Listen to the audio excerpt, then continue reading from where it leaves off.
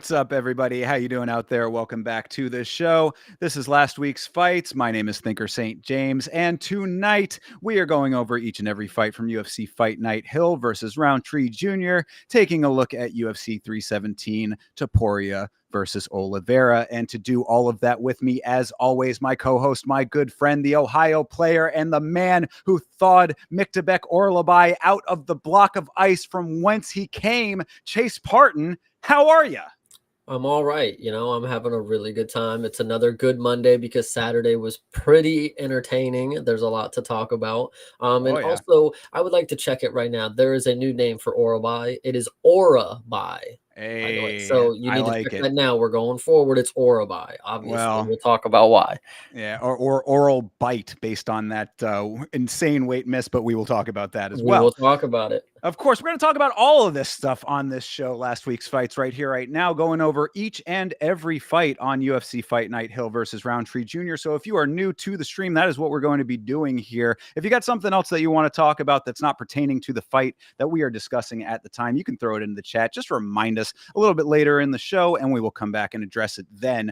But starting this thing off, UFC Fight Night, Hill versus Rountree Jr. was in Baku, Azerbaijan, at the Baku Crystal Hall. Chase, what was that little point for? I wanted to actually interject before we get into the UFC card. Sure. I actually wanted to talk about some other MMA that happened over the weekend. Oh, please. With the PFL. All right. And I wanted to start by saying, yes, Kevin Lee did get knocked out, and it was hilarious. I'm very happy that somebody was even telling me that it's gonna be hilarious, and I'm like, I don't even know who this guy is really, but it was hilarious. He went full prone, laid there for a few seconds, and then got up mad at the ref. It was really funny. And then I also wanted to talk about the fight that happened before. It was with a 41-year-old lady against a 26-year-old, and this is the exact reason that I don't like mixing. When it comes to gambling specifically, I don't like going from UFC and then watching PFL because the trends are just different. In the UFC, 41-year-old versus 26. All right, you know what's coming. She's getting the hell up out this organization. She's about to get her ass whooped. Not in PFL. No, she worked her over 2 rounds, left her with big old lumps on her head, busted, bloody, and she just did. It was light work for her. Like, she might have been on something. But well, dude, you remember what who they were? Oh, I can't remember their name, but they are definitely somebody big because there was like a big fight set up for the. They would have it on here, right? PFL should be on ESPN. I'm sorry to make a. Damn, shoot. Yeah, PFL. Hold on, give me 1 second. Yeah. Maybe. Well, while you do that, let me give a quick. Well, either way, Carmouche. Liz Carmouche. Yes, she smoked it. Yes, at age 41. Yeah, she smoked her. And it's like, this is why I don't like, with the betting trends, is because that is completely unexpected. I would go into it thinking, oh, the 26-year-old is up and coming, ready to go. But in PFL, that's just not the case, apparently. This is a 26-year-old who's very, very green. Well, I mean, but not necessarily. It's like we were talking about before. I mean, when it comes to the women, the window is a little bit longer because I could see Val being 41 and still smoking younger competition. I truly agree, but I don't see Val going to PFL because obviously that. Well, that's what I'm saying is, like, if she was quality enough to be in the UFC and smoke people, up until she's 41, then it's something different. But if I don't know, if Val ends up in a lower organization smoking people at 41, I'd really question where it went wrong, And for this woman, I mean, at 41, where was she at 32? Like, was she cooking? And like, I don't know who she is personally. I only Liz Carmouche. Yeah, I mean, she's an old school veteran of women's MMA, so she's been around for quite some time. Okay, but still, I just wanted to point that out. This is why I wouldn't go into a PFL card like very interested to like make some money, is because trends are just very different. For sure. Well, what did you think of the PFL card overall? This is one that you watched most of. I watched a little bit of it actually because they kept saying Kevin Lee's up next, and they kept showing him doing, and it just never came after a while. Like, I watched like 7 fights. It was the big draw. Yeah, and it was like, it's just different than the UFC, man. I don't know. Actually, it's funny to me because I got food after work, right? And I don't know if anybody knows what Penn Station is. East Coast Subs. If you guys want a sponsorship, please go ahead and get one for us. But $1. They play sports on the TV, right? And I didn't even I know these people in the Penn Station, but I didn't call and tell them like, "Yo, PFL's on." But I walk in and PFL's playing. Another prime example of why PFL is not really my cup of tea is because I'm watching on the screen this dude get a head and arm choke, right? Fully locked in. I'm like, cool, let me get my food. I'm like, I'll wait for it to, well, I'll wait for the ref to call it. I look back up, it's the third round. He's back in full mount, gets the head and arm choke again, doesn't get it. I'm like, what is happening here? Like, isn't this like an immediate kill shot? Like you get it and you're done. But like, no, that dude just never finished it. And I'm over here trying to get my food and he kind of ruined the meal. But Yeah. Well, yeah, there are levels to this game, as we know. So, and I yeah. guess that's there's your PFL update. What I had to say about the Kevin Lee knockout was now we know where Kevin Lee fits into all of this. At the end of a fist, that's where he fits in. Did you watch the actual knockout? No, I have not actually seen the footage of it. I just know that it happened. It's a pretty funny one, I'm not gonna lie to you, but either way, continue. Actually, we could talk about one for a second. I think Sure. one, Yeah. I mean, again, we don't talk about it enough. We don't really keep up with the timelines as much as we should. I think that should be a weekly update kind of thing. If we are a monthly, hey, one is happening, whatever, any sure. Yeah. organization that we're kind of thinking Love about. one. Anyway, this one was a really good card for the fights that I caught, and especially for the flyweights or atom weights, whatever you want to call these 118-pound guys that I was watching, specifically this Brazilian guy who looked, well, he looked like me, but he also had red hair. And I'm like, how did he get to Brazil? It was nuts. And he was going crazy. But then the other guy, Sunday was his name, by the way, the day of the week, the Lord's Day was his name. And he Okay. was also putting in a lot of work. So I just wanted to give a shout out to those two guys because it was a very memorable experience. Yeah, no, love the one product. Yeah, I'd be happy to cover it more often. I need to catch more of it. Honestly, it's just hard to keep up with the It's schedules. hard times, yeah. Yeah. We should start, if we get more time during the week, in the future, we should start do like a rewatch along for those cards I because would be happy to. That'd be great. it doesn't age the same because we're on the side of social media that puts UFC, PFL, like GFL, anything like that. But like one kind of slips by unless there's a crazy kind of knockout. Yeah, yeah. Well, so there you go. I mean, there's your, I guess, a little other organization update from Oh the yeah. last weekend, the last week, I guess. Just start things off, but let's get into the UFC. I think that's what we were just saying. That's what people came for. That is what we are here for too. Oh Before we yeah. do that, real quick, just want to give a quick shout out to the chat because we got a couple people come in early. Beeb, Toby, appreciate you as always. And Everest, hello from Indonesia. Hello to Indonesia, my man. I got an Indonesian flag up there for you, buddy. I'm just not going to get it right now. But either way, getting into the card. Absolutely. So, UFC Fight Night, Hill versus Rountree Jr. That took place in Baku, Azerbaijan, at the Baku Crystal Hall. This was the first time that the UFC had ever ventured into Azerbaijan. There were a little bit of noticeable tech issues with this event. So, I guess there were some, problems with maybe the internet connections, the Ethernet, whatever, however they get the feed out to the world. So that was just one thing off the bat that I noticed. But overall, pretty decently run event, I would say. I mean, I think that the pace was very good, and certainly those regional fans over there were having a ball, man. They were very loud for their people, which I appreciated. You said decently run event. Like this organization wasn't one of the worst you've seen, dude. Well, I mean the quality of fights is another officiating, like story. the officiating. Excuse me, not the Well, all right, organization. that's a The different. officiating. Yeah, I would say that's a different, whole another ball game. We'll definitely get into that. But no, I'm glad you brought up the technical difficulties. Like it was definitely apparent. I even rewatched some of the fights this morning, and I said, "Holy shit, this looks 10 times better than what I watched live." Like I don't even know. It was even noticeable that like the spotlights were on the fighters. Like it was a very bright showcase, and I don't remember thinking that at the time of the event because it was cutting in and out, the buffering. Dude, ESPN Plus. I don't know who pays you guys. It was me. I do. And you guys fuck around and I don't get to watch my fight sometimes. So there's a specific moment that we'll talk about where I missed a really crazy one. So we'll Yeah, that I don't. I wouldn't put all of that on ESPN Plus specifically, unless I guess you're saying buffering issues. Maybe there was something there on that part for you. But as far as like the feed goes, I think that was just because of the part of the world that they were in. At least that would be my my hunch anyway. But I really more of what I say that to say we had talked a little bit about this thing before it started. started saying, like, is it even safe for them to be there? I don't think that any of the turmoil in the region had anything necessarily to do with the connection issues, but just all the atmosphere, I guess, surrounding everything in that part of the world would have given me a little bit of pause about the event in general. So I was very glad that it all went off as smoothly as it did, even with a couple of hiccups here and there. Yeah, I can agree with that. I'm excited to get into this one because there's so many things to talk about. Indeed. Yeah, we talked a little bit about the refereeing. I had in We're gonna the get into oh, plenty we're of gonna them. yeah, well, and You're I was gonna gonna bring up a say lot, and it's gonna make me remember even more. for sure. And then the judging as well. I said I think that the judges on this card wanted to buck the trend of regional bias in their decision making, but we're still committed to getting the calls wrong. So it's like they have a benchmark of being wrong that they need to maintain, and Lord, did they keep up with that. So let's start this thing off with the first fight of the evening: Hamdi Abdelwahab versus Mohammed Usman. Hey, okay. So, why did Hamdi not choose to wrestle? I don't think anybody really knows the answer to that one. But either way, I thought that Hamdi looked pretty decent on the feet, and I thought that this was starting things off, setting a bad precedent as far as the decision making of these judges go. This is probably where last week's fights.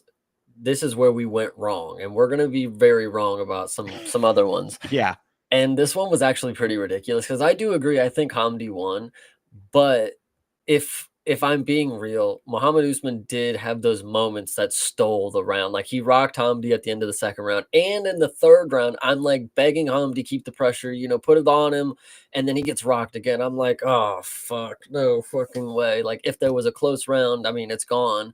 But that he got every judge's nod, Muhammad Usman.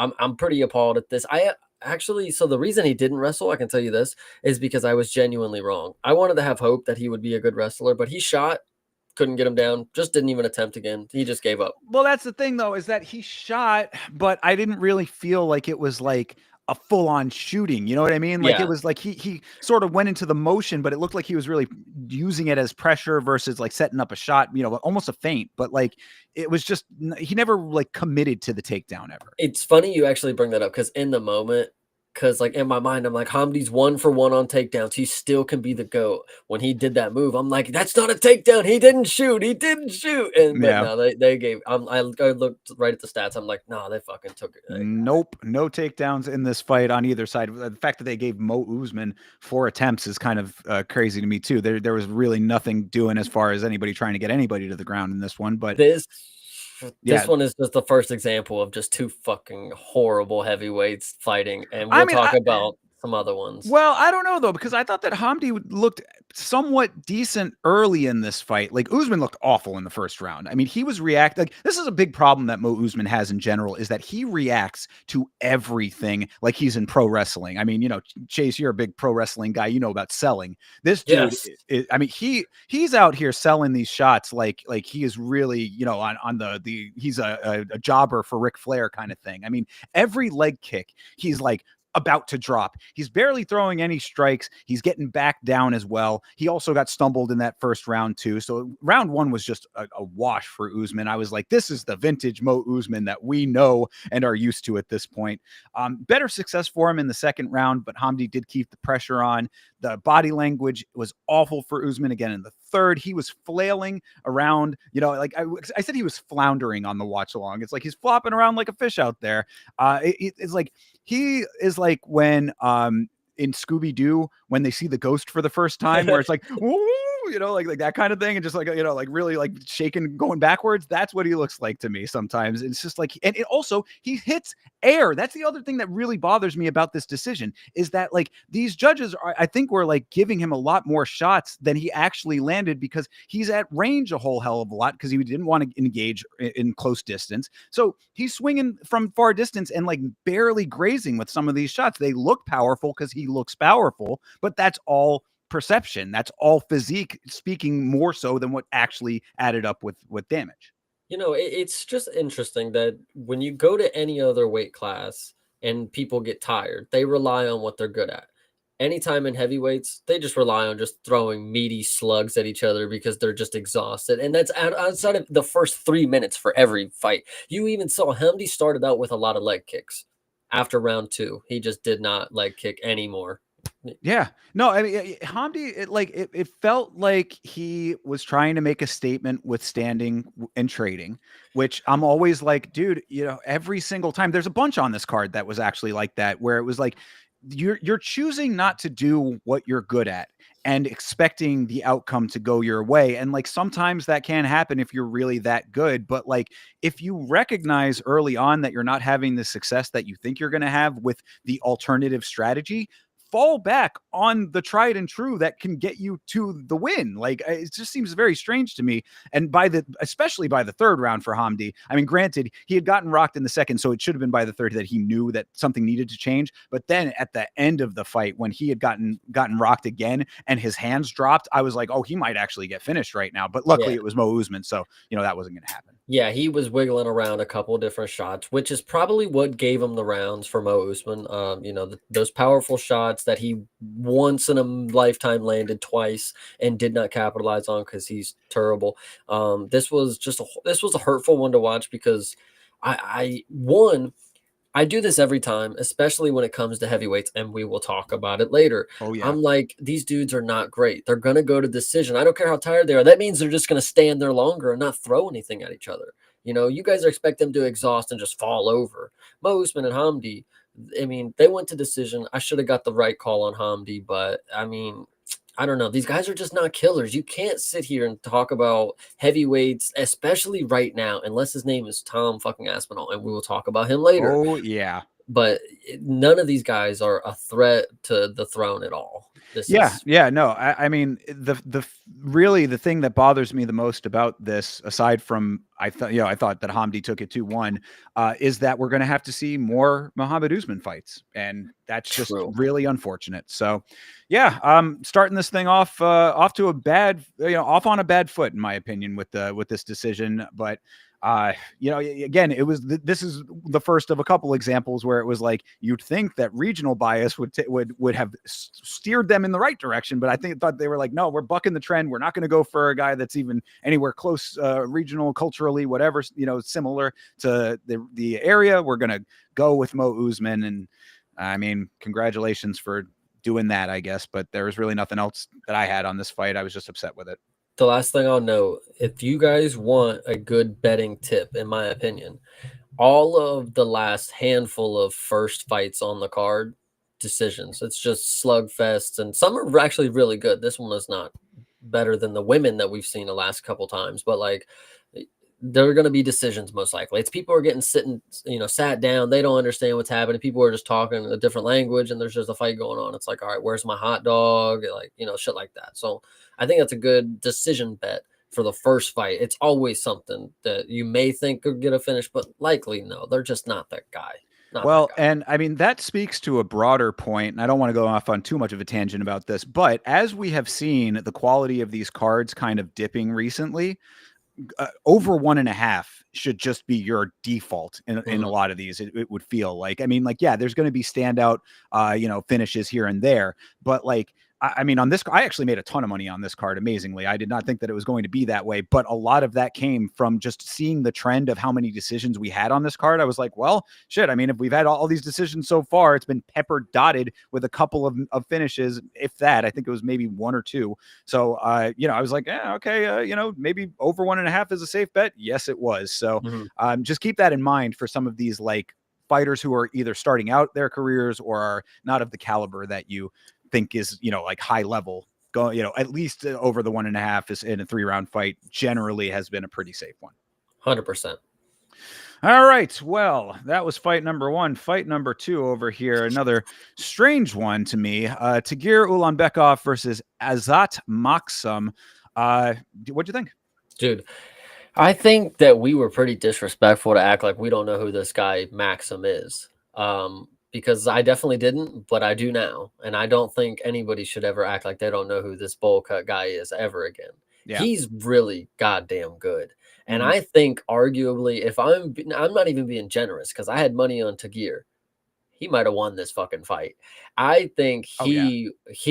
as Matt was doing really fucking good this fight, and all the times that Tagir was trying to wrestle, he was negating it. He was getting back up. Tagir was relying on wrist. They 0 for 8 on takedowns. Yeah, that's nuts. Tagir was relying on the hand lock around the waist, but he wasn't doing anything with it.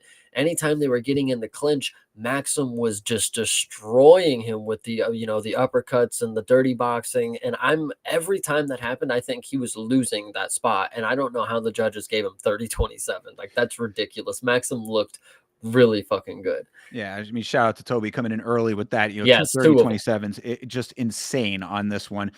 Yeah, I mean, starting it off, the crazy takedown defense for Maxim was really cool. And like that happened like 2 times on this card where there was Mhm. like up in the air. He's like balancing on Tagir's leg for a little minute. That was kind of cool to see. But aside from that, in the first round, it was kind of just a couple okay shots on both sides. It was kind of point fighty early on, but later on, I mean, it was like got to the point where it was like very clinch grindy in round 2, like late in the round. That's when Tagir got that fence grab as well, which was True. not Oh, right great. when the ref did nothing about it and it changed the whole, like, dude, he literally was picking him up and taking him to the ground, and then he grabbed the cage, and it's Yeah. like it changed. He didn't give a shit either. He just let it go, didn't change, didn't stop, didn't put him back, didn't put him on the mat, didn't care. Yeah. Whatever. So I mean, it was like we were seeing a lot of like that's the whole thing about this fight, I think, was that 2 things. One is that I think that what may, and this is speculation, of course, but you got to try to figure out what these judges actually saw. I think that Maxim is a little bit too jittery for his own good, except both of these fighters in this fight, especially for flyweight, were both kind of slow. It was a weird dynamic of this fight. Like it wasn't like they were not like slow as in like the grand scheme of the sport. Like it was a fine pace, but we know what flyweight is. I mean, these guys Mhm. are usually out there fucking, going a mile a minute. Both these guys had a kind of a very like subdued pace. And I think that the jitteriness of Maxim early might have been maybe part of it where he looked a little bit out of sorts early on. He settled into it a little bit later on. And that's like round 3 where you're talking about too, when they were in that clinch, in the tie clinch specifically, where like he was rocking some nice uppercuts in there, and it was like, damn, this guy really is pretty goddamn good. Tagir had a couple of good shots in there as well, but it was Maxim's volume that swung it for me at that point. And then those 2 ragdoll tosses at the very end of the fight were pretty cool as well for Maxim. I agree. I think that this was a 2-1 Maxim fight here. Another terrible call, in my opinion. And those 30-27s are absolutely atrocious. Yeah, I think what's a good indicator is, especially when you have money on the line and you're watching someone and you have to make a case for why they won the round. It's like, okay, well, he did this, he did that. Tagir, he got the clinch. He took him against the cage and he got control time. He didn't necessarily get a takedown, but he's got control time. If that's what I'm having to pull out my ass because Maxim has been rocking him in the top and in the clinch and putting defending all of the takedowns. I mean, I don't know. I feel like even when I walked away from the monitor to go to the bathroom after this, I said Maxim's got this. Like, there's just no way that they shouldn't give this to Gear. Like, this is a hand me kind of performance. I don't know. Yeah, for sure. And I mean, it goes back to the same conversation that we had on this show about the Jose Aldo and Mario Bautista fight, where it's like, how are you counting control time against the cage? Like, Mhm. or anywhere really, that any control that does not add up to something greater, how is it being factored into the grand total of everything? And I think that I in that conversation I was kind of giving Bautista a little bit of credit because I didn't think that Jose Aldo was doing enough to negate what he was doing. But it's like, it does get to a point where if it is just complete stalemate, then it should be counted as complete stalemate. And that there are a couple times on here on this card, this fight included, where it's like, yeah, you're counting failed grappling Mhm. as control and as a deciding factor. Shout out to Toby on the wording on that as well. So yeah, this was a weird one as far as the judging went. I thought that Azat won this fight pretty handily. Definitely going to keep an eye out for him going forward now because of it, but he goes forward now with another loss, and that sucks.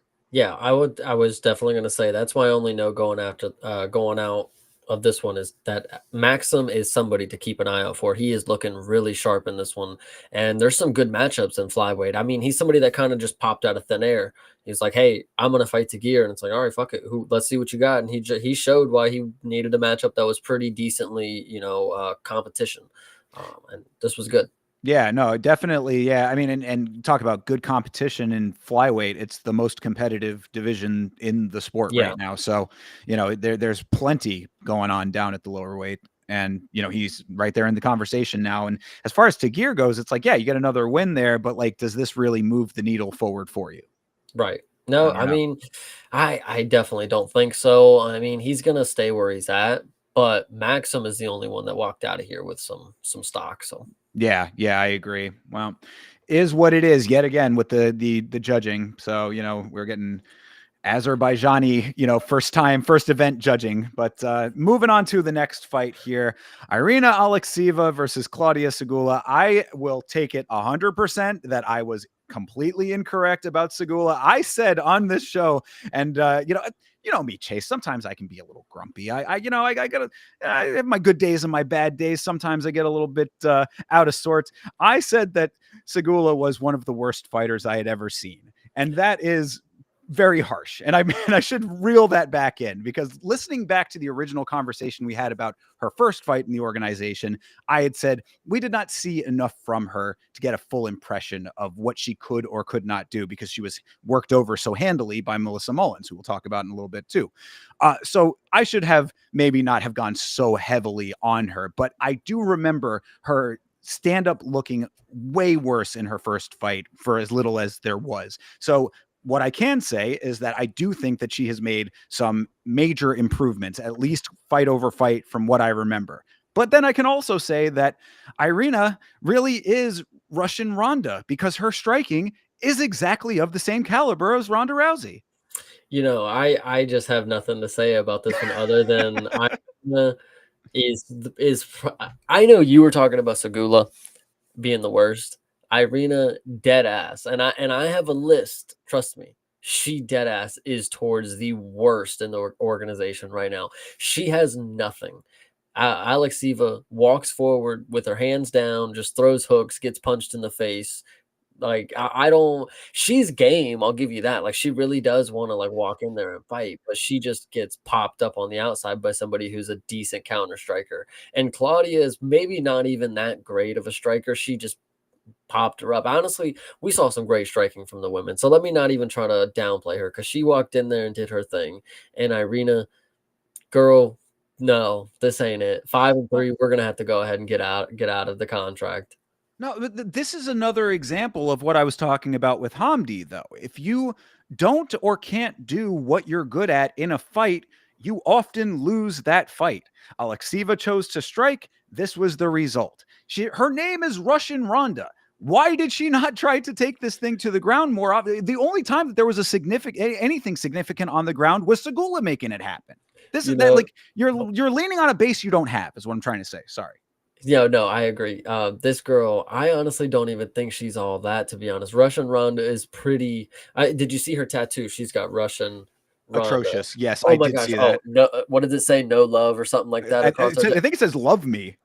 Oh my goodness. Yeah, I Oh, was like, that's another one that's a little but either curious. either way, yeah, I don't even think she's a grappler. Shout out to Mank in the chat because he was like, she's named Russia Ronda. I don't think she's got a single armbar on her resume yet. So whoever figured that one out, I don't know, but she's not anything close to Ronda Rousey. Let me tell you, Ronda Rousey was pretty damn good for the time. I don't care what you guys want to say. Striking might be pretty abysmal, but she was able to flip them and do the thing. So Well, whatever. that's the entire point here is that she has the nickname for no reason if she's not going to try to do anything like that. And then, what we're talking about her stand up. I mean, she has zero defense on the feet. It was bad, bro. She drops her hands to strike, leaving her face wide open, hands low often, combos landing directly on the chin. I mean, like, you would think that after being punched in the face 4, 7, 12, 16 times, that maybe it would be the indicator that you want to raise your guard just a little bit.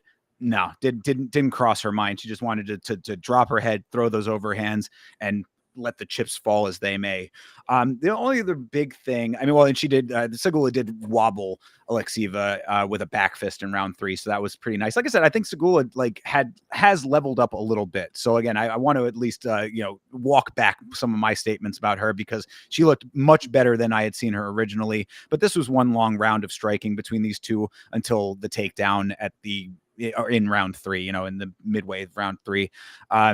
The only other thing that I really did have to say about this was that those high inside leg kicks for Segula did finally end up playing a factor here. She got 2 shots to the cooch and no point deduction there. So I thought that was a little bit strange. Yeah, I agree. There was 2 cooter shots, and the ref. I think it was funny because in these moments you get to see how kind of interesting the sport is. Like, you have Paul Felder and Michael Bisping going, "Man, Laura needs to be here so she can give commentary on this one." Right? It's like, what's more to say? I mean, she got kicked into private parts. I mean, I agree. Laura can maybe give some insight, but like, I just think it's a funny comment to make on live TV. But either way, Yeah, I mean, there's a reason that it's an illegal foul for both sexes. You know what I mean? So it doesn't really matter. It cannot be pleasant. I would also like to know, this should tell you how bad Alexieva's striking defense is. So when Thinker said that she got staggered by a back fist, he did not mean a spinning back fist. No, Segula punched, whiffed, and then backhanded her. And then she gets fucking rocked. And I like, that is the most crazy part of this whole situation. It's like, out of all the clean strikes, she had to miss one and then bitch slap her for her to fucking wobble. So Pimp name slip back over yeah, here, dude. Oh Jesus. Yeah. Yeah. Look, it was a rock'em sock'em robot type of fight between these two, so I do appreciate that. Both women's fights actually pretty bloody, pretty gritty in that regard. So I do give them credit for standing and banging. We often are saying how it's always ground game for these women. Who's going to be able to get the takedowns, a lot of grappling exchanges, clinching, this type of thing. So it is nice to see ladies going out there and just letting the hands fly. So I appreciate that part of it. Segula making improvements, I appreciate that as well. Alexieva, it's like, if I said that Segula was the worst, then Irina might just be the worst. I tell you, I'm telling you, she's close to the worst. I think what's really funny about this matchup too, obviously you're never going to go rewatch this, but you could turn this on for a few seconds and just watch Claudia dance around Irina and her chase after her with no plan at all. She has no idea what she's going to do when she gets there. She's just trying to go after her. And then Claudia puts on a striking performance that was, again, very, very good. There were times where, again, she looked like she didn't know what she was doing. But I mean, other than that, Segula is somebody, I mean, 7-2, she's got the same record as some other people we'll talk about. So she might be decent enough that at bantamweight, though, she's really kind of skinny and slender. Both of these women, I don't feel like are true bantamweights that I would believe. Like, Kayla Harrison is a bantamweight. Like, Right. obviously she cuts down to it, but like, these girls are really, if they have championship aspirations, Miss Segula, you might need some work, but Yeah. we'll get into that later. Most definitely. But credit to her for improving time over time, because like I said, I think that this was a massive jump. Even if she has some major things to still work on, I think that if you go fight by fight, she has made a significant leap. So very nice in that regard. Yeah, 100%. All right. Let's get into it. Let's get into it. Before we do, real quick, just wanted to give a quick shout out to Zed Majid and Lazy Bed checking in. Thank you both, guys. Appreciate you. Yeah, shout out Lazy Bed. Shout out Ohio, man. Yeah, indeed. So moving on to this next fight, Daria Zelezniakova versus Melissa Mullins. This is your girl, brother. What did you think of her performance? To be fair, if I want to be real, I think you could argue that she won this fight, and I'll start there. Okay. I'll start ahead. there. We'll get into the round breakdown, but I want to start by saying I think it was possible that she won this fight, and that's me being generous, yes, but I don't think it's that far fetched. And when you take into context, this is a match that has already happened. This is a rematch. I didn't know this. Melissa Mullins finished Daria in the first round with like 30 seconds or something seconds left or whatever. And going into the fight, there's also a clip of Melissa Mullins saying that Daria is the hardest hitter that she's ever faced. And I said, well, what the fuck? Why do they wait till the fight week to say these things on TV? Like, anyway, So we get in here, fight starts. Melissa Mullins takes the first round beat down of a lifetime. She gets her face beat to shit.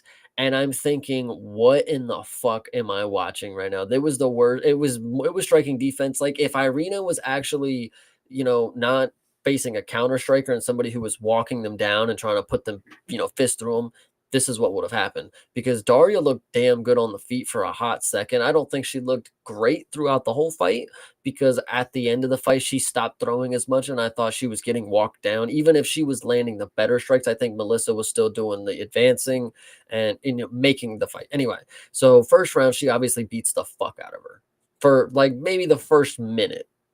Almost finished her, actually. I mean, It she looked did. like she could have been True. put out. True, I agree. Great note, great note. Melissa Mullins was on the verge of finish, but she is gritty. She did not get finished. There was actually 2 points where she almost got finished. We'll get into the next one later. She almost gets finished. Then at the end of this round, she gets a takedown, and then she's on top doing ground and pound.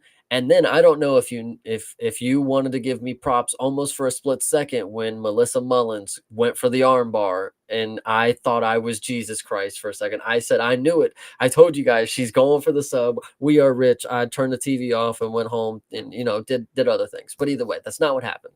Melissa did not get the sub. The bell rang. She probably should have just went with the ground and pound like she did the first fight.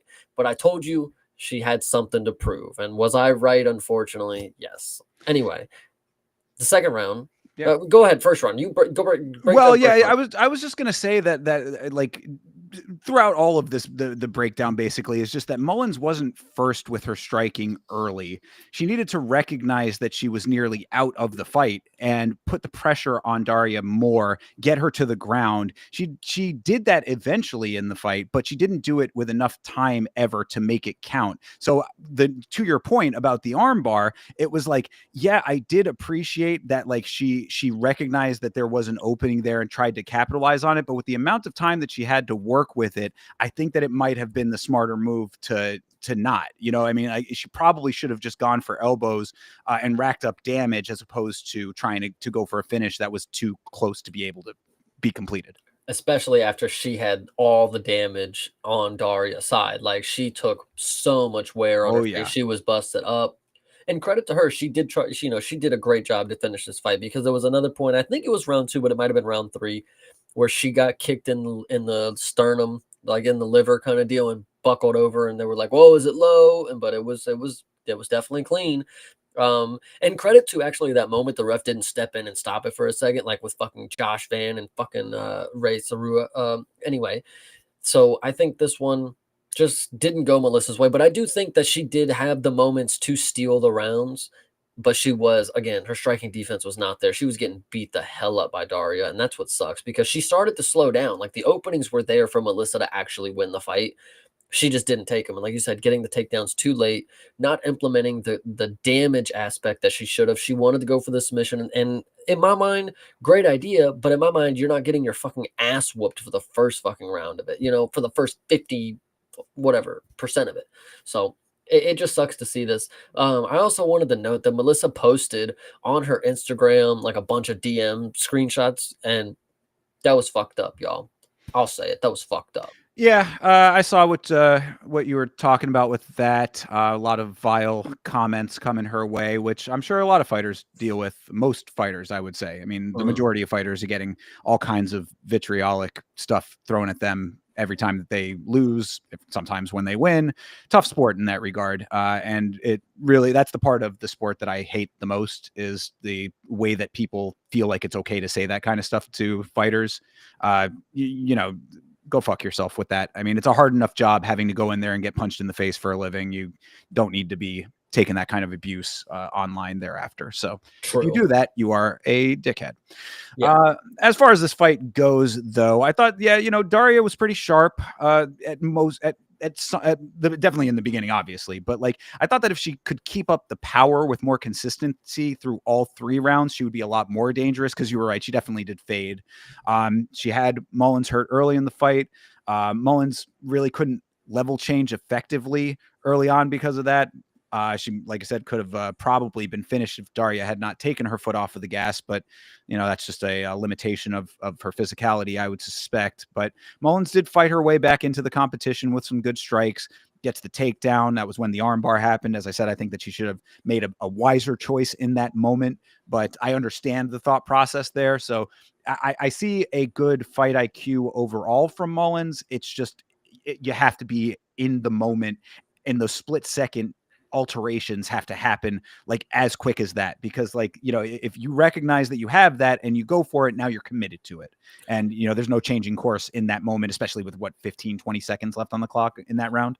Yeah, no, I mean, I don't know. I just don't know if I can make the excuses for Melissa because she's somebody who is just now gained the reputation, in my opinion, as inconsistent. You know, she shows up, she gets finished by Nora Cornola with some body kicks, and then she comes in here and damn near gets finished by Daria, and then again with the body kicks. I mean, I don't know what's up with the cardio, soft belly. She's just got to be, I don't know. It's going to be hard for me to believe in her again enough to be like, oh yeah, she's fucking got it. Because Daria, I know, is not somebody who's like the goddess of the bantamweight division. We just saw Eileen smoke her like a couple weeks ago, and to her credit, actually, there was a clip that they showed before this fight, and she actually dropped Eileen in the fight, if I want to be honest. So maybe it was on paper, but it looked like it on the clip. So, but she did get submitted. Melissa, you could have done the same thing if you would have just took your time a little more. Obviously, not got beat the hell up in the first round, but it is what it is, and I think going forward, it's tough. It's really tough. Yeah, and I mean, to your original point about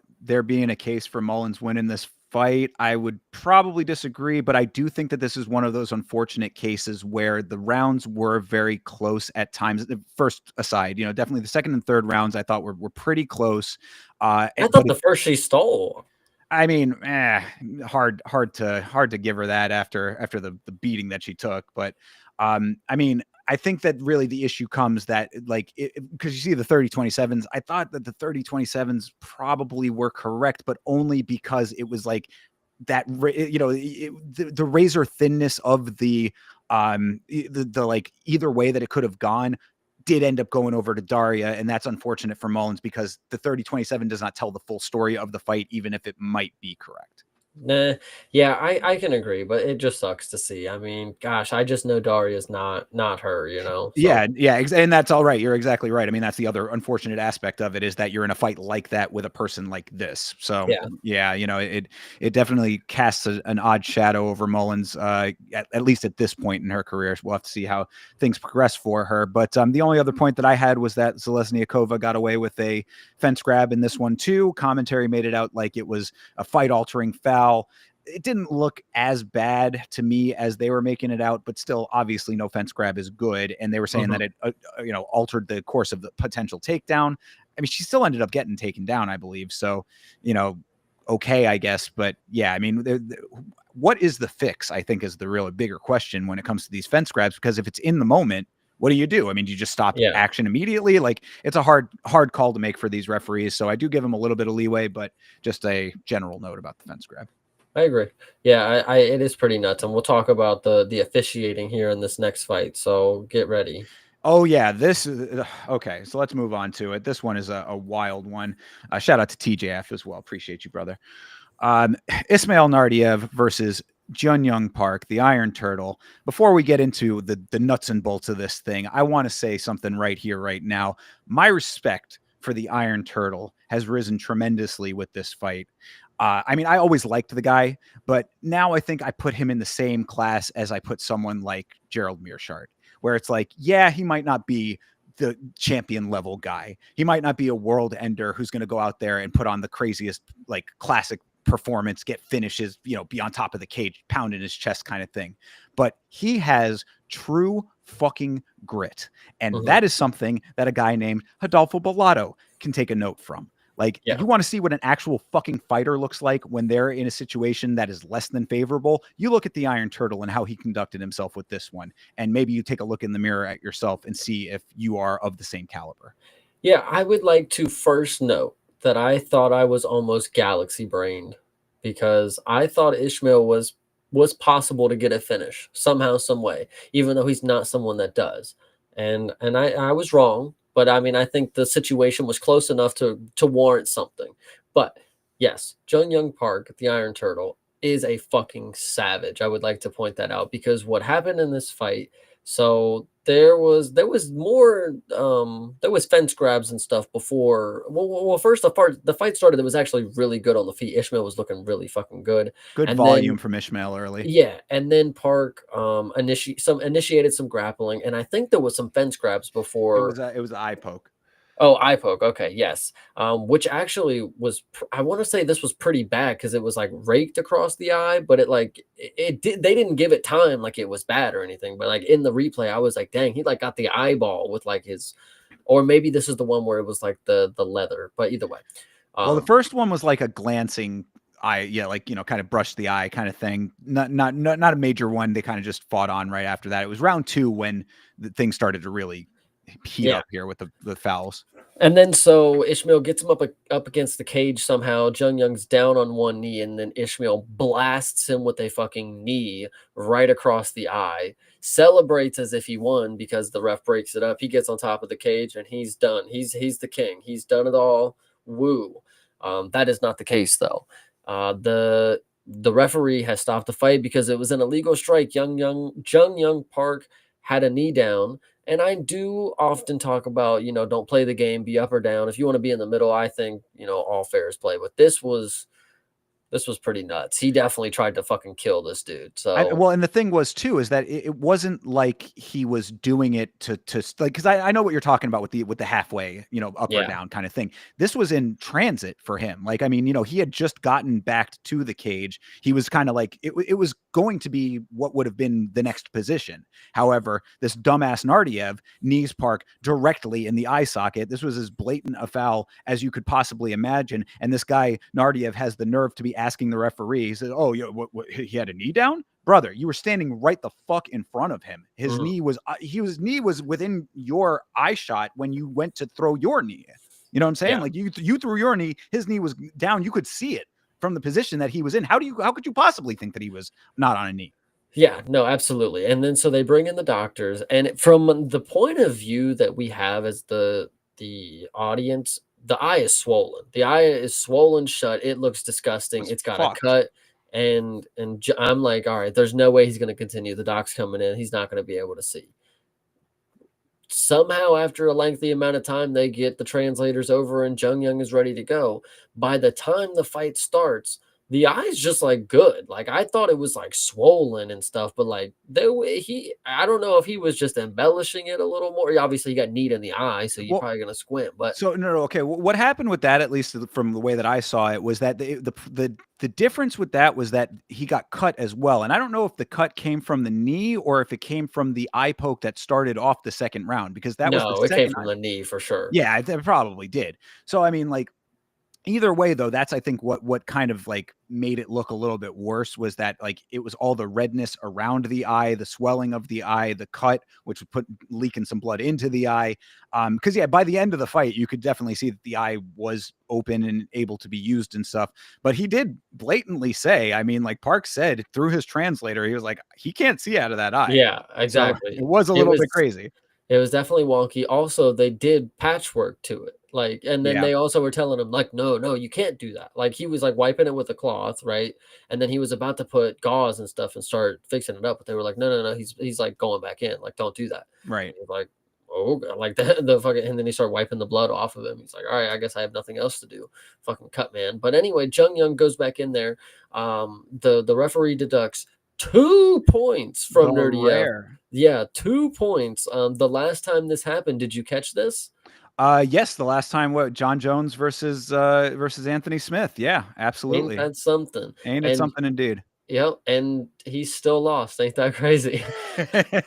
Yeah, well, I mean, this was such an odd situation because this really, if you're going by the letter of the law, this should have just been a straight DQ. Yeah, He could not see out of the eye. He said he could not see out of the eye. This Azerbaijani doctor did not know how the protocol goes, so he don't he's speak Mandarin, dude. Oh, sorry, it's Korean. Korean, yeah.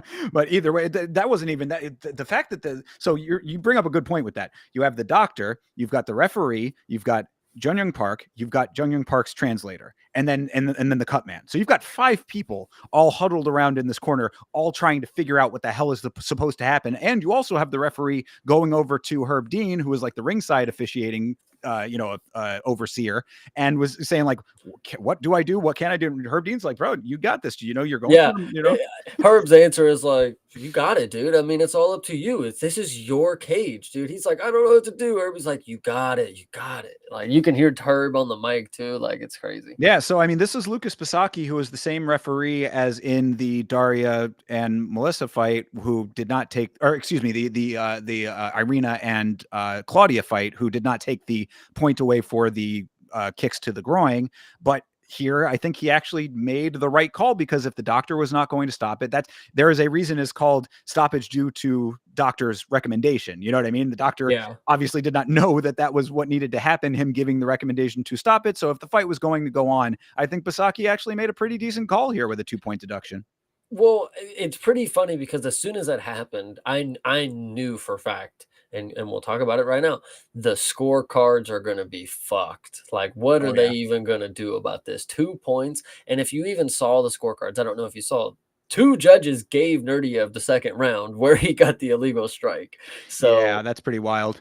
I don't know, man. This one was a wonky one. Yeah. All around, they were doing some crazy shit. Sure. Yeah. So, I mean, basically, after the debacle with the illegal strike here, fight resumes, clinch heavy second round. After all of that, this moron Nardiev probably would have won the round if he hadn't been doing some dumb shit. But you're saying that he did from a couple of these refs, or these judges rather. So, all right, well, that's kind of wild. But round 3, I thought, was some vintage Iron Turtle. He gets the takedown, smothering control, as Nardiev was completely gassed out at that point, which is pretty crazy if you think about it, because he had a whole hell of a lot of time to stand around and do nothing. You would have thought he would have caught his breath, but no, he was completely gassed. Turtle kept the control for the whole round. I did look cleared up at that point. I mean, it was pretty funny. You want to talk about how him gassing out? We were genuinely discussing, like, it does take a lot of energy to run over to the cage, get on top, yell. Felder said that. Yeah, Felder was saying the same thing, that he was like, Yeah. he might have gassed himself out just getting on top of the cage and yelling. I mean, you know. I think what was actually really funny about this performance is it wasn't one of the performances. Obviously, there was something crazy that happened, but when it came back to the fight, it wasn't like, oh man, like something, I don't know. The fight that Iron Turtle put on was brutal. I mean, for what it was like a gruesome rest of the fight, 2.5 or a round and a half. He was just laying on him. He was just like, there was a point where Nerdiev was like in a seated position with his knees up to his chin, and like Iron Turtle's laying on him. Like, it did not look fun. I'll say that. So I thought this was a great comeback win. On it was honestly, I didn't sound like I was as big of a fan, because I thought Nerdiev had the potential to get the finish, which who knew it was going to try to be this way. But Iron Turtle is definitely somebody that is very, very good. The record is deceiving. Yeah, I mean, I think that this fight, in addition to showing the grit of the Iron Turtle, also should show you why you can never count him out in these fights. Like, and there's a reason that these lines are often close with him. I mean, this one was not super close. I mean, pretty close, plus 150 and minus 180. It's kind of crazy that he was even the favorite to me, like when it came to this, because I think that a lot of times people look at him, he's not an imposing figure. He's not physique wise, extremely impressive. He's unassuming is the way that I would describe the Iron Turtle here. But what he does in there is he will find the way to wear down his opponent and attack the vulnerabilities to the point that the other person just has to crumble. And I think that's like, I would love to see the Iron Turtle in a 5-rounder. And I know that sounds crazy. It's like, oh, you want to see this guy in a main event. It's like, yeah, it's unfortunate that sometimes there aren't more 5-rounders that aren't main events, but like, I would like to see how that would even look, just because like you see what he does throughout the course of 3 rounds and how like the opponent looks in round 1 versus how they look in round 3. It's like having those 2 extra rounds just to see how far he can take that progression, I think would be interesting. Yeah, some would say he should get a finish within 3 rounds. There's a lot of people who could do that, but I like these performances. They are pretty grindy. 5 rounds is probably warranted at some point. I don't know against who, but excuse me. I think he's definitely a decent name to keep an eye out for. If you like fighting this dude is one of those guys that kind of just brings something different that you don't see. So Yeah, well, and you're definitely right. I mean, finishes are obviously ideal, so it would be nice to see him actually get those as well. I think it's one of the few elements of his game that is lacking is just being able to actually finish these fights. That'd be nice. And you're right. I mean, like, yeah, maybe he would not necessarily be like, like who would make sense for him, but like at the point that we're at in history with the way that the quality of these cards have been, it's not out of the question to see him in a 5 rounder. You know what I mean? yeah, I don't mind, to be honest. Yeah. So any which way, like I said, a tremendous amount of respect for the guy. This is what a warrior looks like. He was not out of this fight, even when he probably could have easily taken the easy way out. And this would have absolutely been a DQ. No two ways about it. If he had said he couldn't continue and which he kind of literally did, but Yeah. whatever. I love those moments where it's like, no, I can't. Like, I definitely can't see, and the ref and the coach are like, he's good, he's good, he's good, he's good. We're getting him back in there. So Yeah. I don't know. So, either which way though, he goes back out, shows what the heart of a fighter actually looks like. And that I very, very much appreciate. So shout out to him. And to cap it all off, I will throw Toby up here just to say, if you don't fuck with the Iron Turtle, I don't fuck with you. I think what's key to note is if they would have done if they would have somehow got to the end of the round and they would have done what they did to Henry Cejudo kind of deal, and they just went to the judges. Have it with it happened last week too. With the DQ, they just went to the judges, right? Yeah, yes, I think so. I think that's how that became well, no. Last week they said it was because it was unintentional. So it was no contested because of that. But I think that was pretty much to make up for the fact that that was a whole weird circumstance because it Yeah, was intentional, but he was flopping. So I think true, that was, true. but for this one, it wouldn't have gone to the judges because it wasn't over halfway through the fight. This all happened in the first half of the fight. I think this was the second round. It was the second round, but it wasn't halfway through the second round. Splitting hairs, probably, but yeah, true. That's the rules. But We know either the way, rules are malleable in this what sport, the point I wanted to make is funny enough. If they would have ended up going to decision after that, Nerdiev would have won because they gave him the second round based, But I don't off think of I what. think I think it would have been right. If they had done it that way, it probably would have been that. But because it was a blatant foul, then it shouldn't have gone to decision. You True, know what I mean? It should have true. just been a DQ because he knew exactly what he was doing with throwing the strike. Even if he claimed he didn't know that the knee was down, oh fucking well, you still did it. Yeah. So anyway, very weird situation with all of that, as we have just outlined. But I think that the conclusion was the correct one in the end. So. Hmm. Good times, I guess. All right. Featured prelim of this event was Oban Elliott versus Seok Young Ko. The Korean Tyson, they call him. He did a whole lot of wrestling in this fight for that nickname. What'd you think? I definitely agree that he did not showcase that he was anything like Tyson. I don't know who gave him that name. Maybe he's gonna come out here and strike the next time, but this was a good old wrestle fucking if I've ever seen one. Oh, Like buddy. that guy here, he came in here with a plan. And Oban Elliott is somebody who's trustworthy, as a veteran in the sport. Like obviously he's gonna get to the belt. Like he's not somebody that's gonna go down easy and he's gonna put up a decent scrap.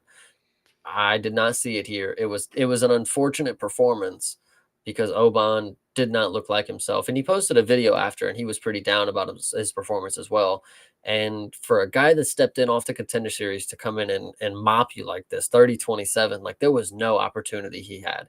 It wasn't like a brutal beatdown, but he had no opportunity to do anything. He was manhandling Oban every time, flipping him, throwing him on the ground, controlling him, flowing with all the maneuvers, and it was great. No, that was the best way to say it, is that he didn't have the opportunity, because really what was happening here was Ko with a ton of control time, Elliott not able to strike. That I think is the big point. He's not able to free himself from the control. So this was one long round of Ko moving Oban here, there, and everywhere. Good activity on the ground, I suppose, but I mean, like, it was just, you're over here now, you're over here now, you're wrestled here now. It was just like, I mean, the entire length of the octagon, just they took a world tour of the cage, and it was just all Ko. I mean, Oban got cut in the third, so I guess that there was something there, but it's really mostly the bigger note to me was not even the cut. It was just the fact that Oban was accepting the positions so much in this fight. So deserved win for Ko. Elliott had nothing on the ground at all except for a choke at the very end that didn't go anywhere. So, I mean, yeah, nice win for those reasons, but not the most impressive debut I've ever seen. Serviceable against an opponent who was not going to do much to oppose what he was doing. Yeah, I agree. Yeah, there's just not too much to say about it. It was just disappointing from Oban, and Ko is somebody to look out for. But like you said, there was nothing there on the ground other than the controlling. So if somebody has actually good BJJ, they can make it interesting and flip the script and do something to make the position change to get a good scramble. But Oban just did not showcase that. Yeah, and really, I think that this exposes a massive hole in Elliott's game. I mean, like if it really does signal if a guy from the Contender Series can come in and muscle you around on the ground for all 3 rounds, then you have a major flaw that is exploitable by anybody who's at a higher level than that. So you need to get yourself really a crash course in what to do on the ground and how to get yourself out of these situations. Because if all you have is that one-shot knockout power, then this is what you're going to get anytime that you got somebody who is going to do this to you. And to be clear, Oban Elliott does not have that one-shot knockout power. He is a decision merchant at the end of the day. He got 1 knockout in the 3rd round, and shout out to him for it. But the skills have to be there to keep it on the feet and for you to be able to thrive on the feet. I mean, obviously you didn't do great on the feet here, but like there's got to be moments where you make it your game. And if you're going to let him outstrike you and take you down, well, you're cooked, brother. I mean, your whole game is striking and you couldn't even get that off. Like it was unfortunate. And I don't think Oban is like somebody where you should throw him out the window. Like, oh, well, I mean, if he ain't got this in his game, he's screwed. I think it's got to be an off night type of thing. He had to have just not come in right, because he genuinely locks in. Like he's not somebody that you would say is like, okay, inconsistent as him. You know what you get out of Oban. So I don't know. I mean, fair. If that's the case, I'll give him that leeway. I will extend that to him. He's always been someone that I've thought talked a lot bigger than what he was able to back up. He's yeah. Go ahead. He's a WWE guy. Like he's a character. He's You got to doing back that. promos. That's the difference, though, and that's why I love this sport, is because when you talk that kind of a game, that WWE style talk, you need to go out there and actually back it up. There's no predetermined scripting to allow you to excel in this sport. Like you can talk the biggest game that you want. You need to go out there and actually be that guy. This was a guy that came in off the Contender Series in a fight that was pretty close, if I recall. I don't think I don't think he finished on the Contender Series. I think he barely skated by with a decision and was talking about, I'm going to be a champion. I'm that guy, blah, blah, blah, this and that. He does have a backstory that I think is, I can empathize with and all that. I mean, he lost his father at a young age, blah, blah, blah, those kinds of things. Yes, I respect that element of his life and overcoming that. But to come in off of a decision win on the Contender Series saying that, I will be the next champion, and then you have this, it's like we talk about the narratives in this sport often. You're creating a narrative for yourself that is you're writing checks with your mouth that your ass cannot cash. See, but now you're missing the plot. This is just part of his character arc. It's just redemption arc incoming. Yeah, I mean, come on, like that. You can't just win everything. I mean, you got to have a story built around you. I mean, he knows how to play the business. He can't be undefeated forever. Like, come on. So I don't know. Hey, it sucks to see him lose, though. Like Oban is. I mean, as they said, which was very scandalous because it was clearly untrue, that Oban was the biggest betting favorite on the card.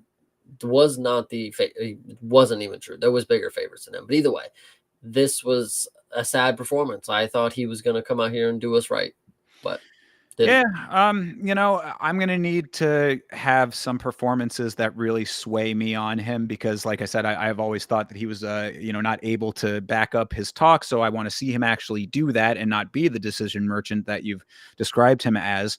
And I guess to that point, you can give him a little bit of credit for not getting finished, because there might have been some times where, if he had not conducted himself in a savvy way, then maybe, there might have been more submission potential there. But I'm going to need to see more out of Oban Elliott going forward, just in a holistic way. I mean, even win or loss, I need to see better. Yeah, I agree. All right. Well, let's move on to main card then, shall we? Mohamed Naimov versus Bogdan Grad. Nothing happened in this fight. Chase, your thoughts?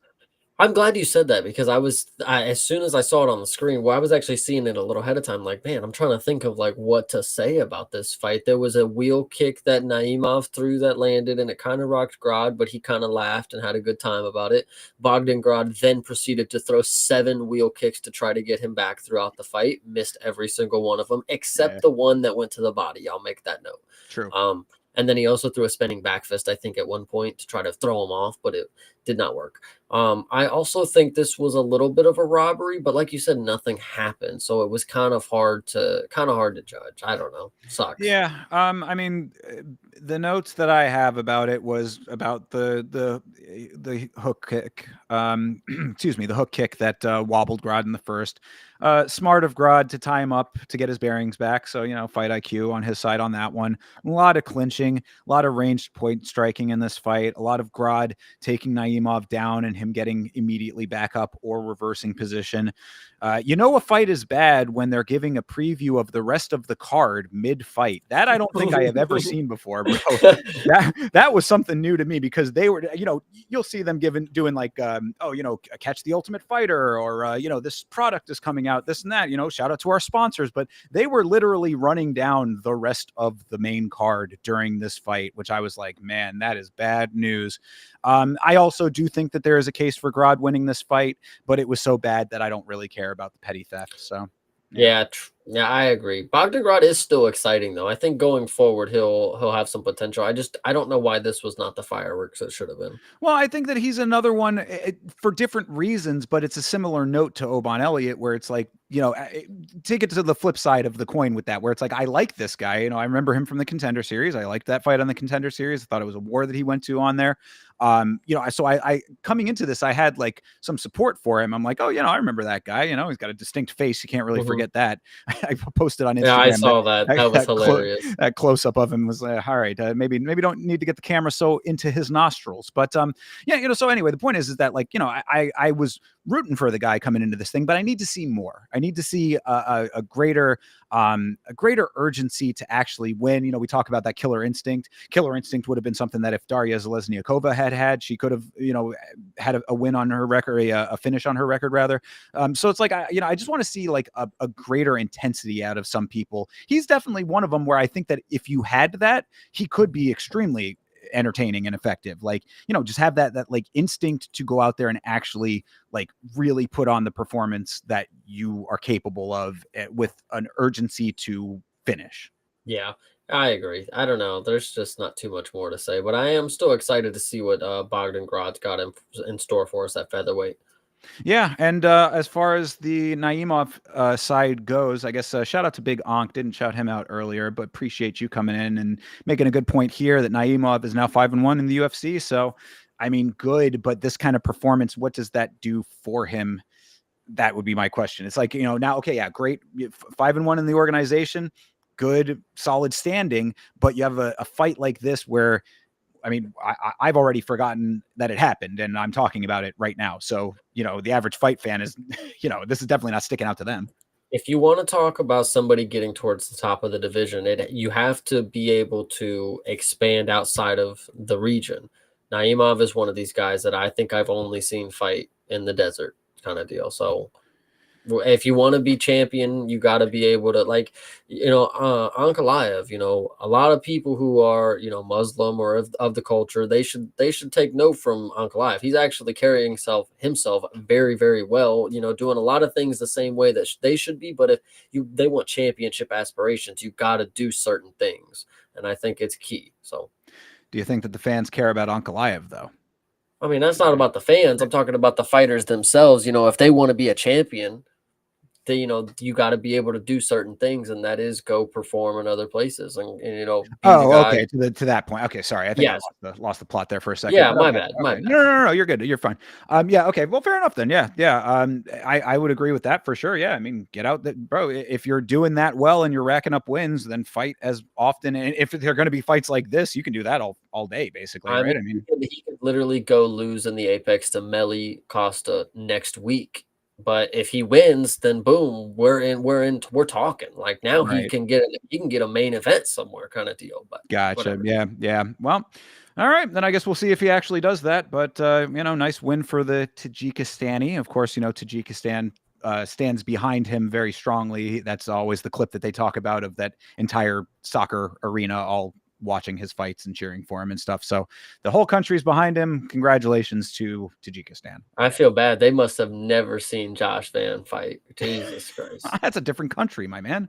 I'm just saying, like, yo, they get a soccer stadium full. They should watch Josh Van. I bet they go crazy. This Naimov dude, snoozer. Yeah, yeah. Well, maybe they'll get somebody better. But either way, moving on to finally a legitimate banger on this card, potential fight of the year, I would say. Nazim Sadikov versus Nicholas Mata. I did not think that Nicholas Mata had a fight like this in him, but I am very glad I was wrong. What do you think? I think my one, I was wrong to assume that Nazim Sadikov had a finishing level that was only that had a certain ceiling when it came to this sport.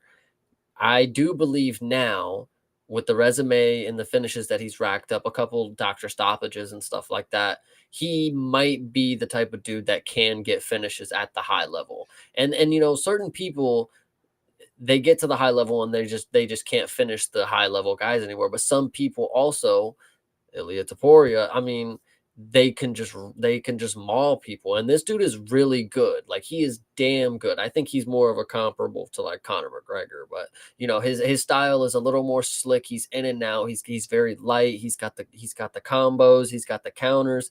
He's very very good. When it comes to my what I thought was going to happen in this fight, I actually think I gave a very good assessment. Mata was going to walk him down. The kicks were not going to be there as much because he's going to be on the back foot, but I did not think Sadikov was going to be as deadly from the counter and off the back foot as he was. And there's one moment in the first round you'll instantly know it's quick. It's so quick you don't even see it. I was even trying to tell my dad, I'm like, watch this moment right here, because in my mind when I saw it in slow motion, that's what I remember seeing. So I'm telling my dad, boom, watch, you're gonna miss it. And I watched it in real time and I'm like, holy shit, the elbow that split Mata's, like, it was so fast, it was so quick. Mata felt it. And he had a good moment. Like that was a good one. Now let's get back to banging. Pause. And but the blood started pouring, and I actually think this happened earlier because I wanted to point out ESPN, their shitty fucking service. I'm watching this fight. ESPN goes down. I have to hit refresh. It takes a little bit to reload. I come back. Nazim Sadikov is face down on the mat after apparently a large combination from Mata in the first Oh, round. you I missed missed the the whole. I floor, missed that the whole crazy. thing. That I was had to like a rewatch it 20 this shot morning. combo. Yeah. It was definitely pretty nasty in the rewatch. In live time, I missed this 100%. I come back and I have Nazim down on the mat. But either way, when you watch it, it is a crazy flurry from Mata. Later on in the fight, obviously the elbow from Sadikov comes. That was the highlight for me in that.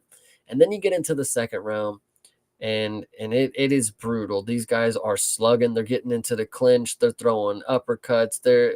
Sadikov is just having a way with him towards the end of this one. Like I actually think it was pretty close about halfway. Mata started to slow down, but he still had like a second. He had a second win kind of thing. This finish was up. It was so up and close and in your face. These guys were up against the cage. They were throwing nasty elbows. There was a time that Sadikov landed 3 elbows in the clinch, like real nasty. And then Sadikov puts him up against the cage, lands clean strikes, lands one that knocks him down and out, lands some extra ones on top. And I actually want to make a funny note here that when the judges called this fight, they said it was by technical knockout. Are you fucking kidding me? He fucking flatlined him. I don't care Yeah. if he was sitting down. It's because his body was lifeless in that position. Like ridiculous. I don't Yeah, know. this was a KO. Yeah, I mean, going back through the sequence here, how this fight all played out. Couple good feeler shots on both sides through the first 2 minutes. It was a little bit slow at the very, very beginning, but we were in for a big, big ramp up. Mata unloads a hellish combo against the cage. That's the one that you missed out on, but that had to have been like 16 shots in a row. It was a lot. Sadikov actually dropped off of that one, and things looked like it looked like it could have been finished right then and there. Thank God the referee was doing a good job and realized that he was intelligently defending. And somehow, I mean, this is credit to Sadikov. He keeps his wits about him throughout taking all of those shots, collects himself, all while being punched repeatedly, and then somehow comes back fresh with a nice combo of his own, followed by a great elbow, then a nice head kick, several great headshots, and 2 elbows right at the horn. Very exciting for this first round. Sadikov in the second round, right back to it. Elbow, like you were talking about, opened up the face nicely. That's when Mata was like, yeah, you got me on that one. And it showed, because that crack right down the middle, I'd said it was, if you ever seen the movie Psycho, there's a shot of somebody who gets something to the face, and it reminded me of that. Just one, like a straight line of blood down the face. I was like, all right, that definitely was a solid shot. But then my favorite part of this fight was when they went head to head, guard to guard. Sadikov sticking with the elbows. Finally, he gets him backed up to the cage, lands some lethal blows, puts Mata out. This was tremendous, this fight. Sadikov might be one of my favorite fighters right now. His combos are amazing. His elbows are amazing. His kicks are fantastic. He did get a couple of decent kicks off as well within combos, which I was like, you're talking about how he had to be on the back foot. Yeah, he was at a good amount of times, but even within that, he still somehow figured out ways to make the movement work so that he could get himself into good position for kicking. His poise, his cardio, ridiculous for lightweight as well. I'm telling you, this guy is the real deal, and I'm a big fan. I definitely agree. Yeah, no, he's got the movements, he's got the power, he's got the IQ, it seems. I mean, he's just slick when it comes to everything. He's a little bit like Mauricio Hufi too. That's kind of what I see out of him. But I don't know, man. This was definitely a good fucking fight. I want to make a point. Yeah. I don't know if you know that they got the fight of the night, 50,000, and Dana doubled it. Yes, I did see that. Because all the other fights were fucking shit. I Right. would like to make a note that you want to just give these guys $100,000, Dana White. Where's Josh Van's money, dude? I'm like coming for the pockets here because this is ridiculous. I know these dudes deserved it. Honestly, do they deserve more than 50,000? Probably not. But like it was a great fight, but like, is it more great than any other fight that's the great fight of all time? Like, is this Yuri and Glover? Yuri and Glover could have made $500,000 each night, whatever you want to say. But I think the bonuses, I think it was nice for him. This was a really good fight. Well, it was funny in that moment when they were talking about it, because they were like, you're giving double the bonuses to these guys, but what about the bonus for Miktabek and his performance, which we'll talk about here in a minute? And Dana's response to that was, oh, the guy that came in 10 pounds overweight, and we'll talk about that as well. So, Yes. yeah, I would kind of tend to agree. I mean, it is unfortunate that there weren't a lot more like worthy performances on this card to give to other people. So, that's really on the other fighters on this card more than anything else. I think maybe one of the women might have actually deserved it, to be perfectly honest, but that's, maybe just my opinion, I suppose. One of the, what you mean, Daria? Yeah. I mean, or Claudia, maybe. I mean, she blooded her up pretty goddamn good, man. I mean, either way, whatever. Neither of them get it. I understand that, and it's fine. But yeah, this fight was really, really good. It would have been like, it wouldn't have been heralded as highly as it was, like, had it been like, if this was on UFC 300, this would have just been another fight, you know what I mean? But like this, it would have been a good fight, but it would have been amongst many other great fights. Yes. So, you know what I'm saying? It's like this, I think, really speaks to the level of quality of the fights that we're getting currently. And that kind of frightens me a little bit, because we have been in a period right now, and the conversation, we've talked about it on the show a couple of times, how, the quality of these cards has been sort of mixed and a little bit towards the lower side lately. I'm hoping that changes going forward at some point. The UFC wants to put on a lot of events, and because of that, the quality level kind of goes all over the place. We've seen sometimes at the Apex some really good performances and some really good cards even within that dynamic, but I want to see a little bit more consistency in good fights. So hopefully that will be the case going forward at some point. But either way, with a card like this certainly was the standout moment of it. So shout out to both of these guys for being able to put on a show like that. Yeah, 100%. I think I did like this one. Yeah, and I I would would. actually Yeah. sorry, I didn't mean to interrupt you. I No, would no, no, actually good. like to note, like, Nicholas Mata, like you said at the beginning, is like, I don't remember how you said it, but either way, there was a guy in the Discord, Gabe, he's a pretty chill dude, and he was like, Nicholas Mata, he's one of my favorites. And in my mind, I'm sitting here thinking, out of all the people to pick to be your favorites, how do you pick this guy? Like, how do you come across Nicholas Mata?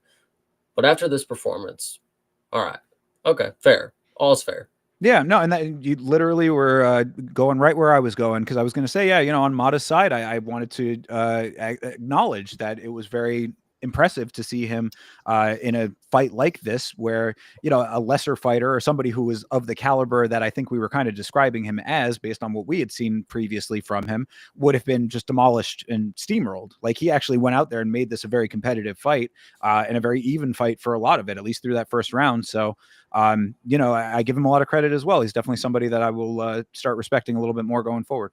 100%. So good times there. Oh, and then actually, the one last thing I did want to mention about this was that what a great moment on the mic for Nazim Sadikov in front of the Azerbaijani crowd. This dude doing it in front of the home country for the first time that they'd ever been there. I do it for you. I do it for my country. The crowd going wild. I was like, that's just a nice feel good moment in this sport in general, I would say. Yeah, him doing that in front of Ray Longo was really nice. I like that. Yes, yes, indeed. And, a shout out to Lazy Bed over there saying that it is always nice to see Longo getting a W. And we've seen Sarah Longo doing some great things, over the years now. And I think that the respect level needs to always be put on the Sarah Longo camp because those Yeah, guys are turning out champs. so watch out for their GFL team because he's an owner. So don't worry, guys. Yeah, any day now. Any day now. All right. Well, let's move on to the next fight here. Also, a good performance. A little bit more one-sided, but an entertaining one, in my opinion. Miktabek Orobai versus Tafi Orabai, get it right. Orobai. No, Orabai. Orabai. Sorry. Yes. Yes. It's so That much is. easier and it's so much better. All right. Well, whatever. Miktabek versus Tafik Musayev. Yes. Yeah. What'd you think? I thought this one was great. I wanted to know off rip is I'm sick and tired. I know Mictabek's one of my favorites, and if I didn't care, I wouldn't say anything, but I care. I'm tired of him showing up fight week and they're just like, catch weight it is, guys. He can't make it, no reason, no explanation behind it. No, like, hey, this is the second time this has happened. This is the reason why I'm bringing it up, is because Miktabek just apparently just shows up at 165 and he just puts a gun to the fucking opponent. He's like, we are fucking fighting at 165. I don't care what you say.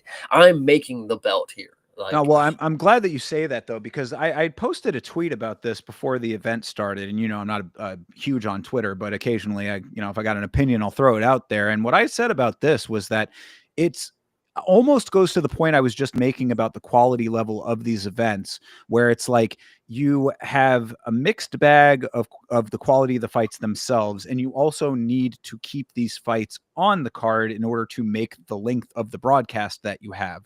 So how often now, with the fact that we have so many events happening, are we going to just see these fighters show up at any weight and the fight just still goes on? Because this is an egregious weight miss. And like you're saying, it's like, it takes two to tango. Yeah. I mean, Tofik, I guess, got to come in overweight as well. So okay, but like if he was going to make weight, this is really not fair to him at all. And and it's also not fair to us. I mean, we don't have a 165 division, so what, like, so now this fight just becomes a fight in the ether that doesn't really make any sense to anything. And I don't like that. So and I don't know what the organization really does about it, because on the one hand, what do you can punish him? Yeah, I guess. I mean, you can, he's going to get, I guess, if it's a catch weight, he's not going to get docked any of the yeah, purse. But I was gonna say, because Deadly Pube said 15% person of. I didn't hear that he actually got docked any deduction. I think he's just making whatever he did because, like you said, it's a catch weight. Like, I don't think he didn't miss weight. They agreed to a new weight. So yeah, so I mean, if it was 15%, then okay, there's some kind of penalty there. But like, how much penalty can you actually do when you still need the fight? I guess is my point. I think Tofik should have watched episode 3 of The Ultimate Fighter, because he would have learned exactly how to make money in this opportunity here. Hell yeah. You tell him $12,000, 1,000 for every pound, and we'll call it a day. And if Orabai can't do it, well, you better fucking sweat it out, my man. Because if not, I mean, we're already going to see him at 170. It's a given. He is not going to be at 155. He's never been at 155, damn near. But into the performance itself, Sure. dominant. This dude Miktabek is everything that I needed him to be. He is absolutely a killer. He's a true, and when I say a gunner, it's not like he's somebody who comes out here and he throws a bunch of strikes. No, he guns for takedowns. He just puts his head down and shoots. Anytime he gets separated, he just puts his head and shoots. And Tofik is not a grappler because he did a lot of things wrong. Went for guillotines in positions he was definitely not going to get them. At the end of the day, Orabai got him in the position that he needed, isolated the arm, got the leg over the head, and started twerking on the Kimura, which was crazy to see. Was Tofik's mouth wide open, screaming, and the ref not give a shit. And then he had to like get his hand out and actually tap because the ref, but he was stuck, like he was really fucked up. So the fact the ref didn't stop on the verbal tap was nuts because he was yelling, he was screaming. Yeah, no, most definitely. If I had said that Sadikov and Mata was a potential fight of the year contender, I would say that this might actually be a submission of the year contender, in my opinion. To go through it a little bit, crazy takedown defense for Musayev early. This was another one where he was jumping on Orolbai's hip there. Kind of cool to see the balance and all that. Still gets taken down anyway, unfortunately, but great chain wrestling from Orolbai. Transitions were really fantastic, especially when Musayev was able to get back to his feet, right back into the clinch he went, right back down he goes. I thought that was really nice. Musayev reverses the clinch, has his fingers in Orolbai's glove at one point. Ref takes the position away, which was actually kind of lucky for Musayev at that point. He was like, probably would have liked to have been out there striking, but not with Orolbai, who wants to go right back into the takedown, which he ends up doing by catching a kick, which I thought was really impressive as well. And then the setup of the Kimura is really what I wanted to get to, because if you watch it point by point, within, like, watching it in real time was really nice because I saw it coming and I was like, oh, he's setting that up. Oh, he really is setting that up. Oh, he's going to get it. You know what I mean? It was one of those where it's like you see 1, 2, 3 happen all at once and you're like, yeah, that was, it was really nice to watch. The setup was really perfect. He, just had the arm, he got into the right position. Trapped the other arm under him, like you were saying. That's why the arm was unable to make the tap, and then just cranked that thing beautifully. And it was really, really, like, if you want to look at a picture perfect Kimura, that was definitely it. 100%. And you're talking about submission of the year, brother. Kayla just did that last week. So, but a little slightly different, I would say, because she didn't have to go through as much of the motions to get there. I mean, strong as fuck. She certainly is. No, of course. And I mean, and I guess maybe this is a little bit of an anti-Kayla bias, only because she's so good with that it's like, Kayla getting a Kimura, that's a given. But no, you're right. It should be more equality. Exactly. And I really should not be anti-Kayla in any respect because I'm such a fan. So, but yeah, no, I thought that, like, if you look at that one versus that one, like, this was just because it's like the angle that he got it at and the crank that he had on it. Like, I think that's what Dan Hooker. Say what?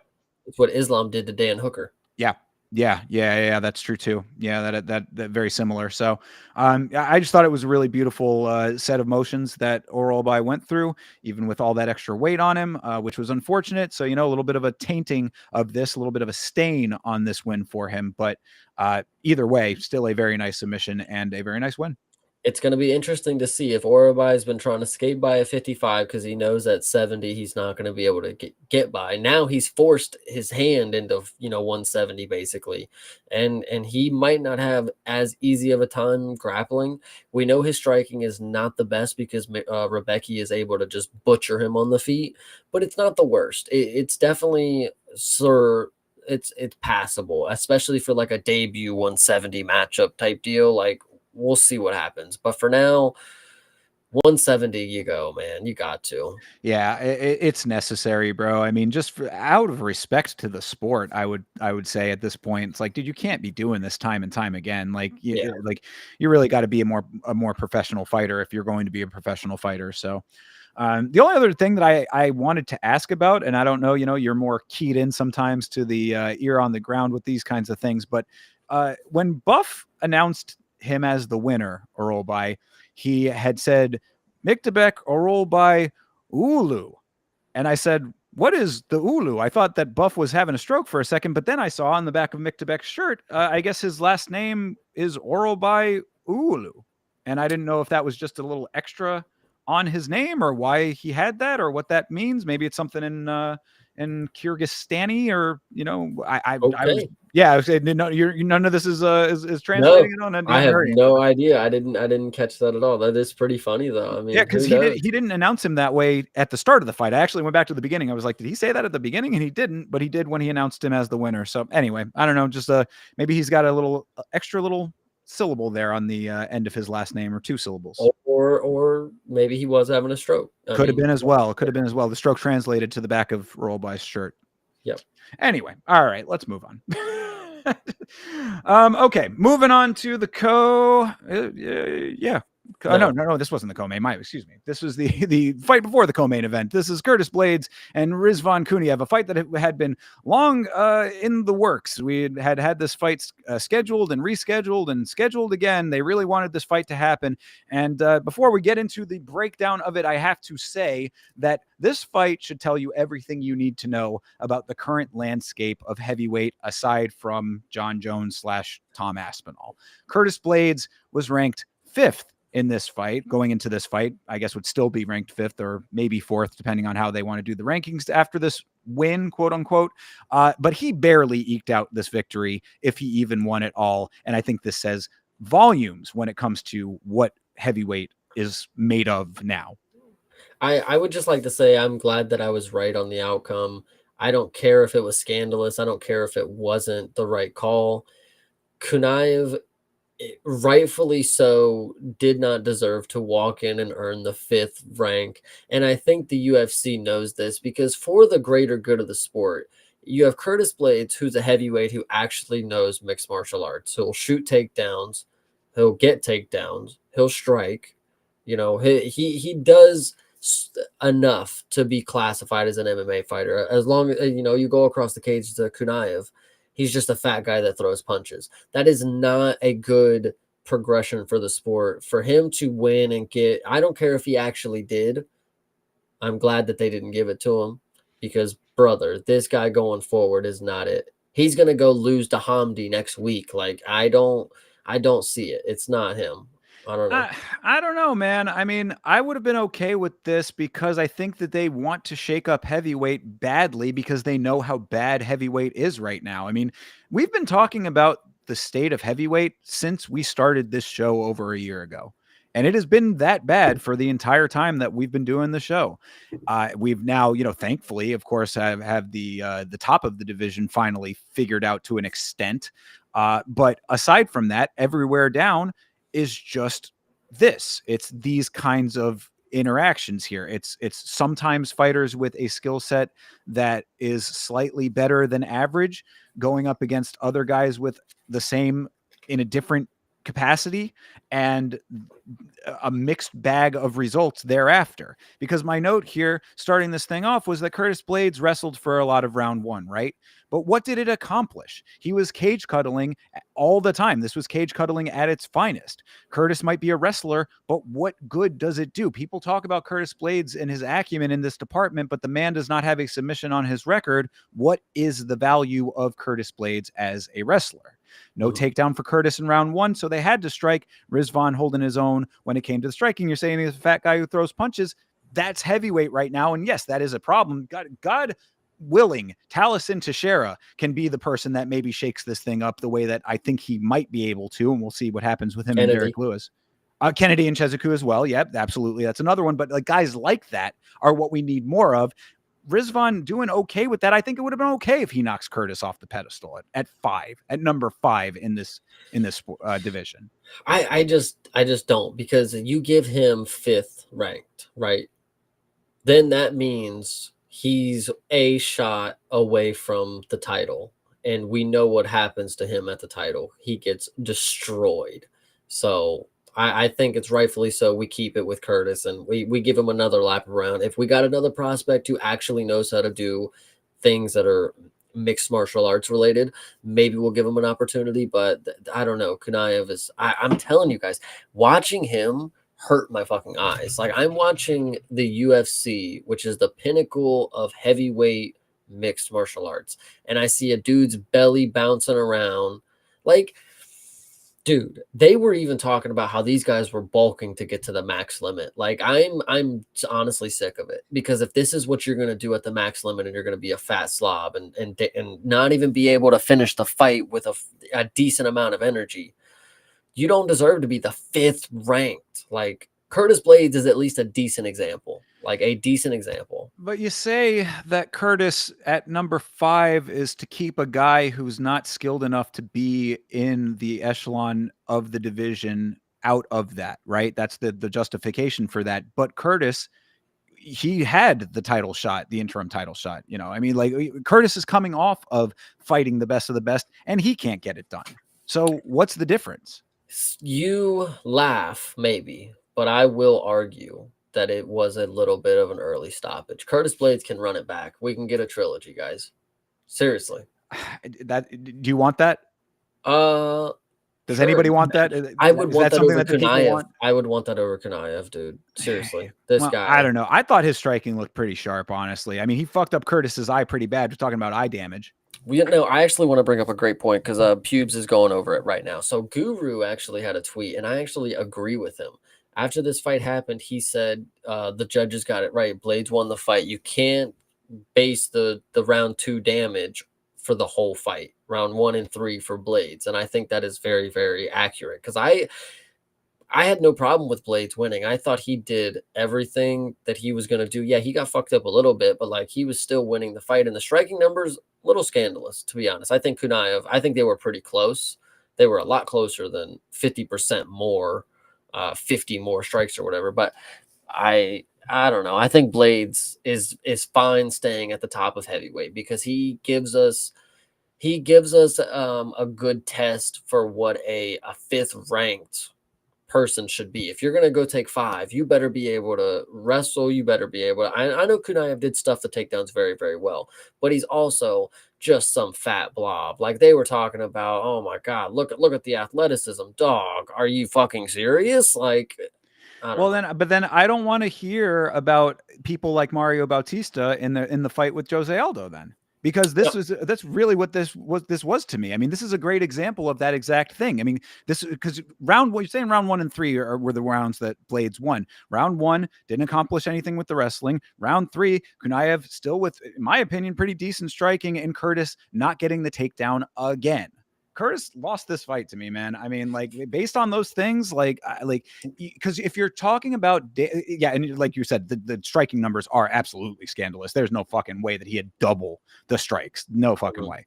But if you're going like strikes versus inactivity due to cage clinching, then the strikes should win, in my opinion, right? I mean, that was my whole point with the Bautista and Aldo fight. It was that, yes, Bautista was clinching him up, but at the same time, Aldo wasn't doing anything to swing it in his favor. So if it's just going to be straight neutral, then it's straight neutral. Same with Curtis here, straight neutral. I think I actually agree with Pubes. The Bautista moment, I don't think I disagree with that. I also think that Bautista won. But it was a sad realization that Jose Aldo wasn't gonna do something different. But in this one, I think it was a little different, because we are in mixed martial arts. So if somebody is attempting to wrestle other than striking, I think it goes in the judge's mind like, they're doing good. Whether he got the takedowns or not, he at least initiated some other form of just trying to punch my opponent in the face, because that's all Kunaev did. And he wasn't very good at it, other than the one couple moments he had in round 2 where he busted him up.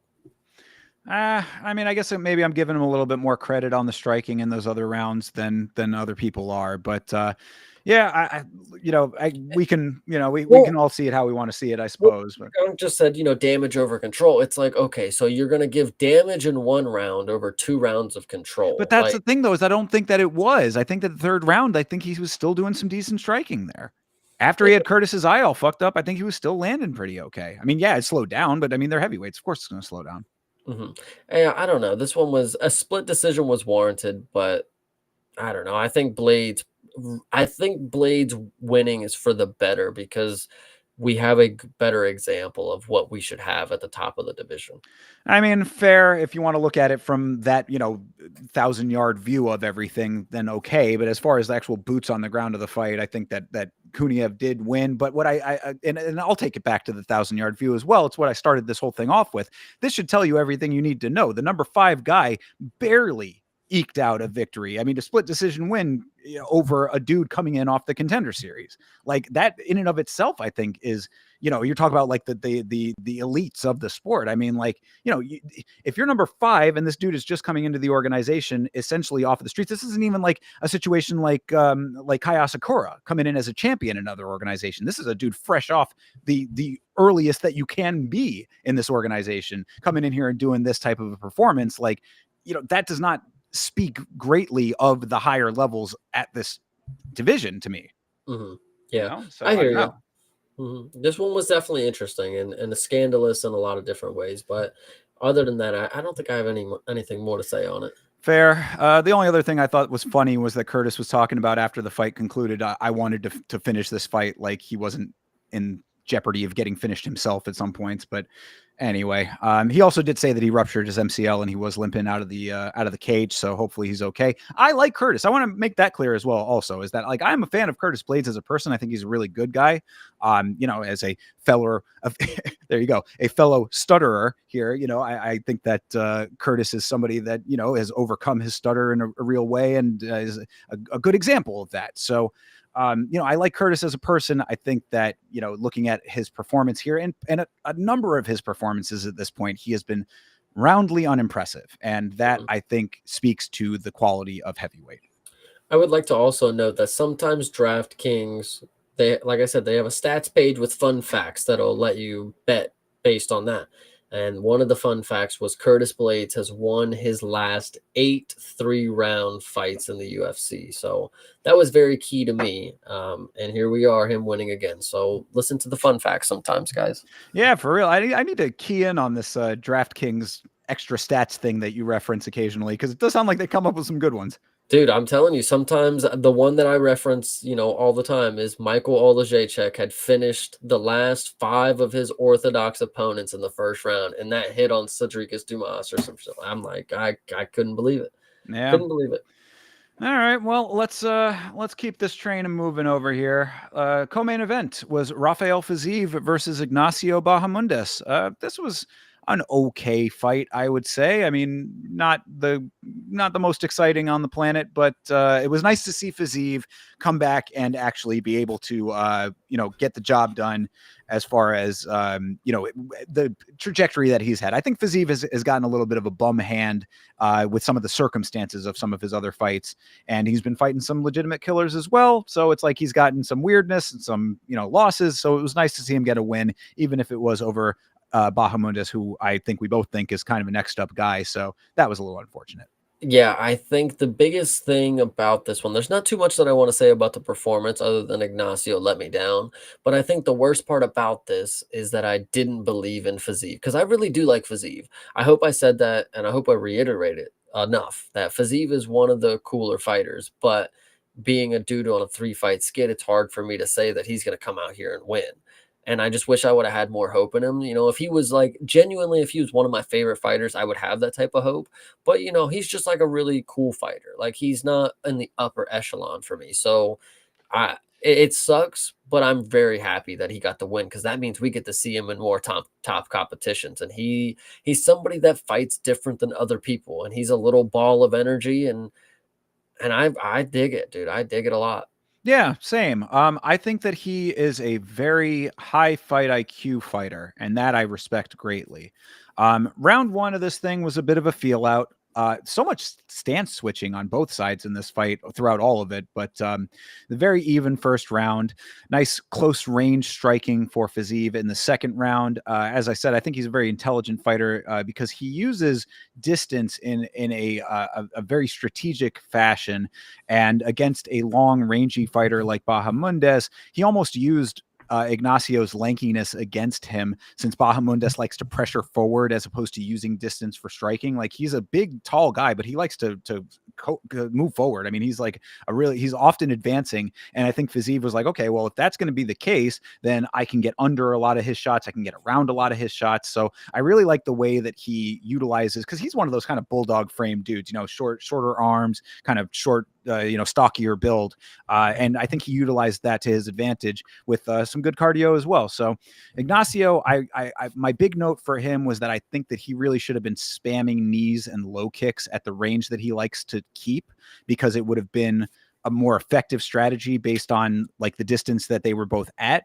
But Fiziev gets the takedown at the end of the second round, and because Ignacio is comfortable off of his back, he accepts the position. That's another kind of misstep on his part. I think that was an unfortunate choice in this type of a fight. He showed in round three, that showed in round three when Fiziev stuffed Ignacio's takedown attempt as well, when Ignacio wanted to grapple. So, I think it was just like, Ignacio is still developing in a lot of ways, even though he is 17-6. So you'd think that there's probably not too much that he needs to do, but fighters need to get better fight over fight. You like to see that. So I think that like a fight like this is one that he should learn from, because I think that this was more a failure of strategy on Ignacio Bahamundes' side as opposed to grit for grit. Yeah, and I remember saying specifically that all the advantages were in Ignacio's corner. It's going to be a tough fight for Fiziev to overcome, but I really don't even think it was. I think he actually came in here and just handled business, another day at the office type of deal. And, and he's that good. It just sucks that Justin Gaethje is better. So. Yeah, absolutely. And again, I lean back, because fight IQ is so fundamentally important in this sport. And it really, I think, is one of the key factors that differentiates the good from the great. We talk about the echelons in this sport, and how you break that down. And like, when you see a fighter like Fiziev go through and navigate a fight like this, even if it wasn't the most exciting fight, because I do admit that. I mean, I wouldn't say that this was like a barn burner or anything like that, but just like the choices that I saw him making in this fight based on the type of opponent he was fighting, I think showed the levels to the game. And I think Ignacio can still get there because he is great, but like it was just one of those things where it's like, game planning and strategy lent itself to the type of fight that Fiziev was fighting. Ignacio didn't adjust as well. This is the outcome. Yep, I agree. It was an unfortunate performance. I think it could have been a little better, but it is what it is. Yeah, and I think that Ignacio comes back better because of it. Hopefully, like I said, I think that he can learn from this loss and come back better. Yeah, probably. I mean, that's what unfortunately happens for some people that are a little inconsistent. I mean, they get right to the cusp of where they could be on, title terms, but they unfortunately have all the advantages and still lose, which sucks in this case, because I did like Ignacio and I still do, but like, can I really trust him to be that guy if he's a guy that can't beat the guy who's lost to all the other guys, like whatever you want to say. I don't know. Well, what I would say to that is, at least you can take some comfort in the fact that lightweight is in a transitional period right now. We've got Dustin retiring, of course. We've got Justin Gaethje, who's on the cusp of retirement. I mean, there's a lot of shakeup aside from potentially the champion as well, right? I mean, if Islam decides to move up, then who knows what the top of this division is going to look like. So all of that to say that, like, I wouldn't count Ignacio out completely. I think that if he does improve and develop a little bit more, then as things evolve at the top of the division, then there's probably still a place for him up there. But he just needs to get to that great level. Yeah. Mm-hmm.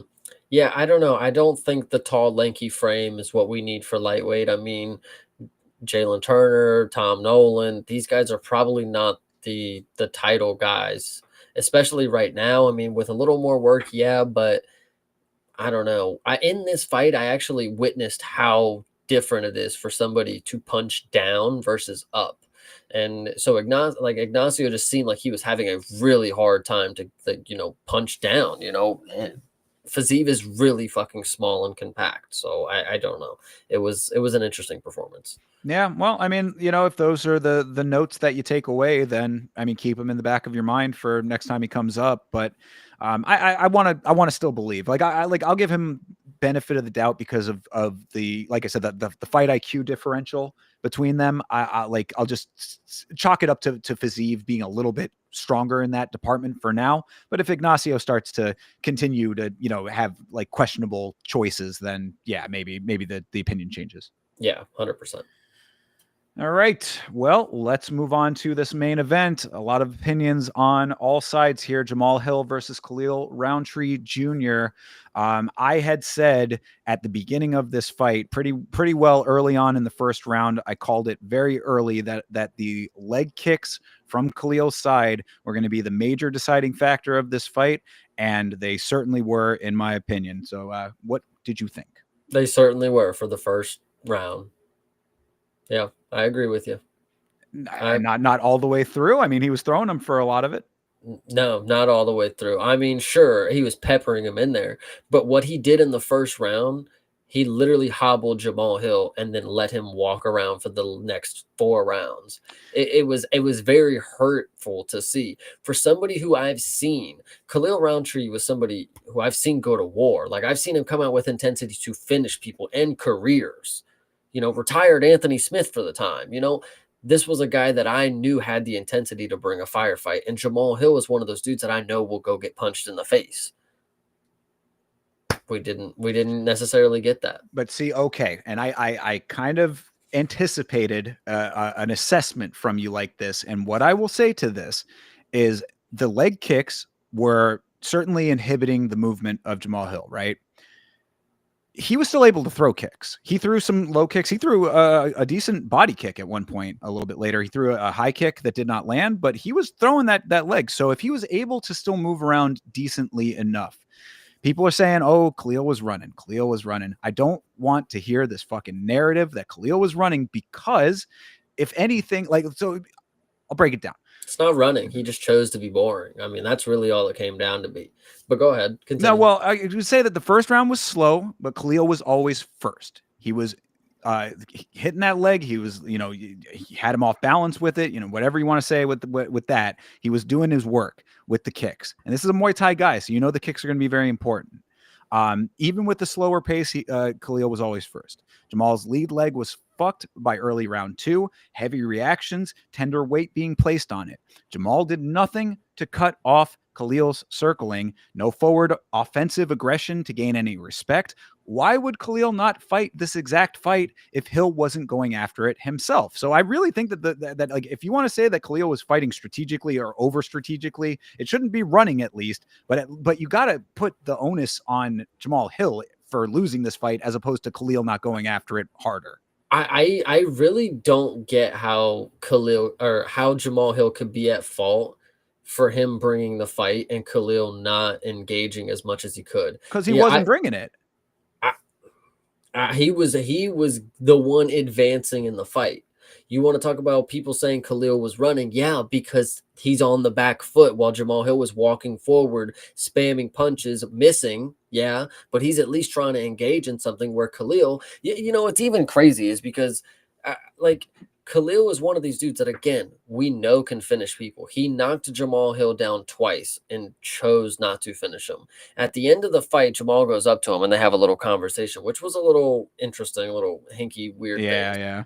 And Khalil, the camera zooms in, and Khalil, he's like, I had to protect myself in there, man. And it's like, in my mind, it's like, all right, you wanted the no risk opportunity to get back into the title picture. And we know for a fact Dana don't like this shit. You could say I'm wrong all you want, but we know Dana does not like pussyfooting around in the cage. If you want to be that guy, you knock somebody down and you don't go for a finish twice and you kick his legs out from under him, and these are 3 separate events and 3 separate rounds. That's not chess master. That's just you not wanting it. You don't want to be the champion. That's what champions will do, is they go for finishes. So I mean, fair. I hear you. I think that because I mean, I have other things that are points that I think are good points about this. But I guess if that's the assessment, then there's really no two ways about it for you. And if I everybody's got their opinions about it, I well, suppose. I'm glad you even said it. You went right to the Discord and you're like, chess master Khalil. And I'm like, this is exactly what I'm talking about. Do you want to be a fucking nerd or do you want to be a fighter? Khalil, you can be the chess master all you want, but hey, there's a reason Alex has the belt or had the belt off of you. There's a reason Ankh has it now, is because these are fucking chads who take fights and they want to fucking fight.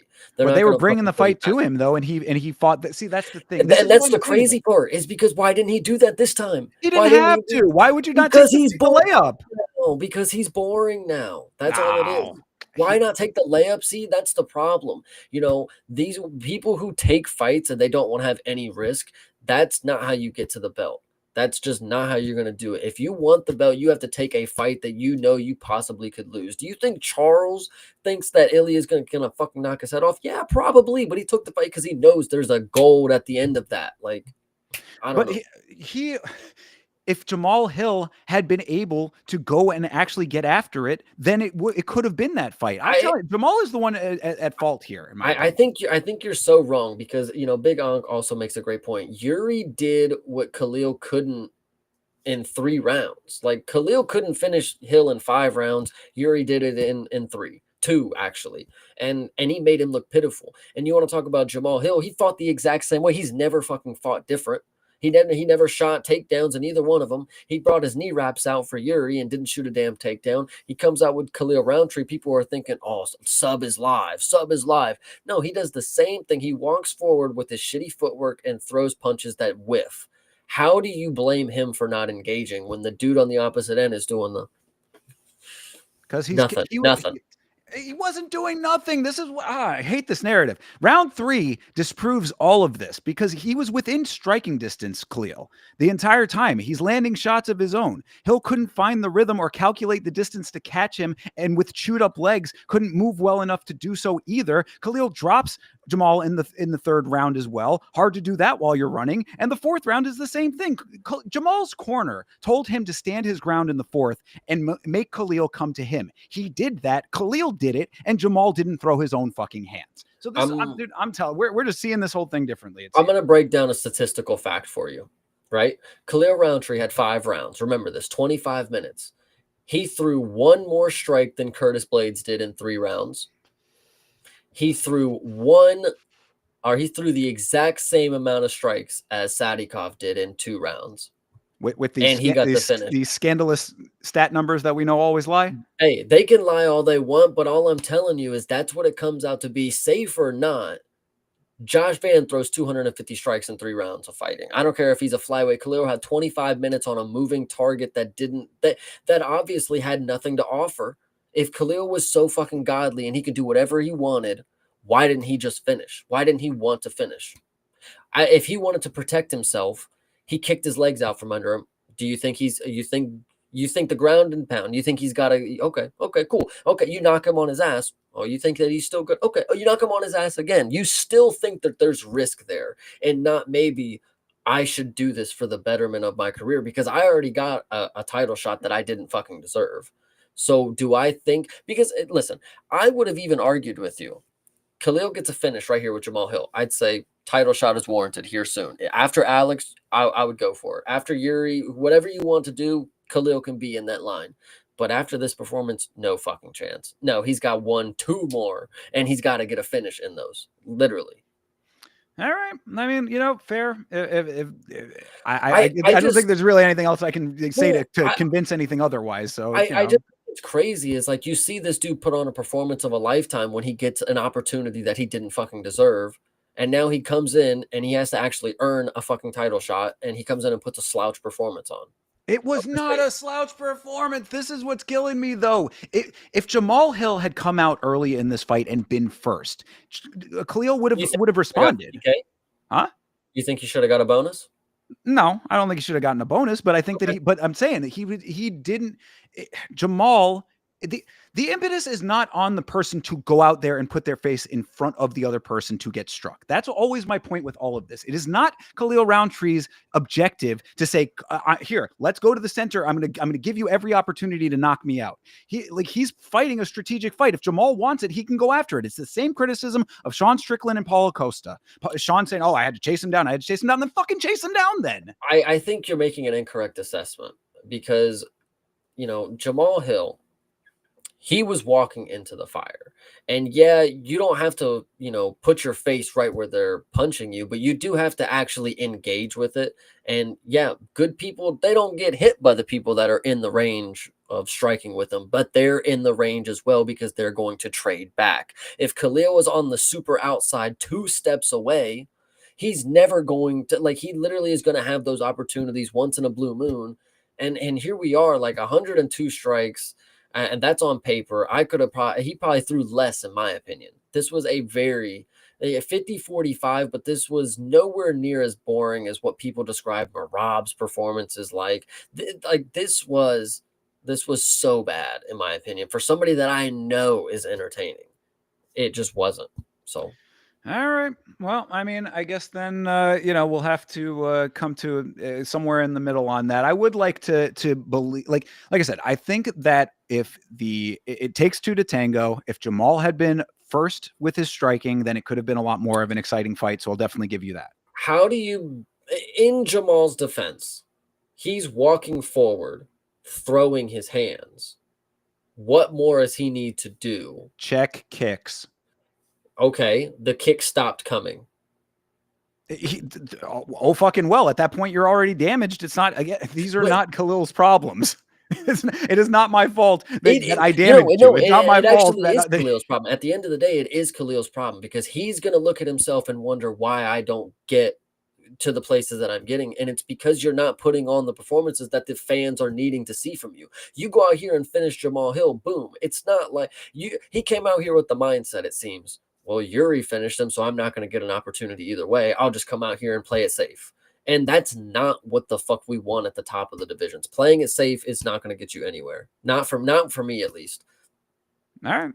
Hey, look, I guess we'll shake hands on it, I suppose, but it is what it is then. I mean, he got the win. I guess we're going to have to see what they do with him. I mean, he did say that he acknowledged that he probably has one more before a title shot anyway. So we'll have to see if he'll have to engage. Thankfully, he's at least not an idiot because that performance was not, we'll get either way. Yeah, I thought it was a strategically sound performance, and then we'll leave it with that. But okay, so that being said, then what's next for Khalil and what's next for Jamal? What's next for Khalil? I could care less, honestly. One performance and you're already writing the guy off. Jesus Christ, Chase, come on. Yeah, because it's not one performance. It's the mindset. He came in here with the mindset that he can't lose at all costs, so I cannot put a performance on that leaves me vulnerable. That's all it was. And I don't like that type of fighter. That's all I'm saying. And to be fair, there was moments where Khalil's fucking striking looked like dog shit. He was fucking throwing windmills from his fucking hip like he's Sean Strickland. He's fucking, he's doing the whole hammer fist and shit. And it's like, you're doing nothing. Like, you're literally hand fighting with Jamal Hill, who doesn't even have his hand at his face. If you would have blasted him with a combination that you threw at Poton that knocked him to the ground, wow, maybe you could have got some pointers here. But no, all you did was sit and strike with him. You caught him with a jab that knocked him to his ass, and you didn't capitalize on it. You dropped him with another shot. You didn't fucking capitalize on it. You obviously did not come equipped with the skills to take the fight wherever you wanted because you just wanted to have a pity party, a point fight to the decision. You didn't want to actually grapple if it got to the ground. You didn't actually want to clinch if it got there. Neither of them decided to do that. And Khalil, sure, you could skate by with that, but I'm just not here for people who want to skate by. I want people who are ready to jump into the fire. And we'll talk about that big time for the next card. Sure. Well, the last question that I would have is what aside. So let's say, like I said, Jamal was throwing kicks even with the legs being somewhat battered, right? So what was stopping Jamal from overtaking all of this? Like, what was stopping him from being the person, seeing what you're saying here? Why didn't he advance harder? Why didn't he go farther forward? Why didn't he take it? If you're not getting what you want out of Khalil, Why did he not take it further You're to him? asking the man who has no legs why he's not walking further onto the opponent backing up. His legs were good enough to kick with. But they were compromised, and that was even one of your major points of why Khalil was doing so good, is because he left him compromised with the leg kicks. Okay, the compromised opponent, you're expecting him to walk forward and do more. How about the person who's compromised the opponent walk forward and do more? Like, you're, I don't know, it's crazy to me. I hear you. Maybe meet both ways, but if you're 2 steps away, I don't think that helps Khalil in any fucking fashion. He didn't want to fight. That's all that was. He was actually scared Jamal would put him out. And honestly, I thought that was a valid fucking reasoning to think could happen. But you obviously didn't want to take that you didn't want to take that risk, and the opportunity that you're gonna get afterward, it's gonna reflect the performance that you put on. All right. Look, I will, like I said, I'll meet you halfway on that and saying that, yeah, I would have liked to see him finish the fight. That I can definitely agree with. Show that he at least wanted to finish the fight, at least. Don't fucking walk out there all lackadaisical and just fucking sit there. Like, dude, fucking fight the bell rang. What are you doing? Like, shit like that it's indicative of what the product is that you are. And I'm not buying it. I don't know. All right. I mean, I get. Well, we'll see who they end up pairing him up with if that next person can draw that fight out of him. But I think that to Hill's credit, It's on them to draw the fight out of Khalil. See, this is the problem, and you guys keep babying this dude. If we are fans of Khalil, why are we saying this is a great performance? And like, yeah, the next guy, maybe the next one will be able to bring that fight out of him. Like, why is he not bringing the fight out of himself to the other people? Like, he did it against Anthony Smith. He kicked that fucker's leg in. He fucking wanted to fight Poton after he got fucking popped for whatever supplements he was taking. Where's the fight now? Jamal Hill is a sitting duck. He's one of the worst in the top of the division, and you couldn't go out here and put on a performance that makes me believe that you are worthy of the title at some point. I don't know. I don't know, man. That's it's a stain in my opinion. Like this right here, and people are like, well, this is, I talk about, I'm like, I've seen Khalil put on performances that are great, and I've seen him put on performances that are, not as fun. And they'll be like, well, we're talking about post Thailand. It's like, dude, I'm talking about the fight that happened 2 days ago. Like, it literally was not great. And you want to talk about this is something else. Like, no, the most recent experience from Khalil Rountree was not fun. And I've seen it fun before. So I don't believe it anymore. You're going to have to prove it to me. And I don't believe that I believe that the switch can be turned off now. So that is key. That is key. I mean, I think that also if we're breaking it down even further, this goes to the sport side of MMA versus the entertainment side of MMA, or this product that we're consuming here. It's like, if you want these fighters to always come out and be explosive and to an extent somewhat reckless, then yeah, I mean, then he didn't do that. And I'll give you that. But I think that he fought if your aim as a fighter is to win your fights, I thought that he did that pretty effectively. For somebody who's 15-6, I'm sure he needs to navigate his career very well at this point. So hats off to him in that regards. Yeah, I mean, the guy whose stock rose in defeat against Alex, going out and beating another former champion. Isn't it crazy how that works? Stock rises in defeat, stock lowers in success. Yeah, so he's back to where he started as just the middle of the road guy. That's again probably indicative of where he's going to end up in his career. Is just the middle of the fucking top 7. Whatever. Well, yeah, and because I mean, and I'm seeing here, Toby saying we expect fighting from the Ultimate Fighting Championship. Yes, we certainly do, but I think if the aim of the fighter is to win the fight, then that was accomplished. And I think that Khalil would say that it's not my job to go out there and put myself into any unnecessary risk that is like that I don't need to do. If I'm that far ahead, I think he does need to.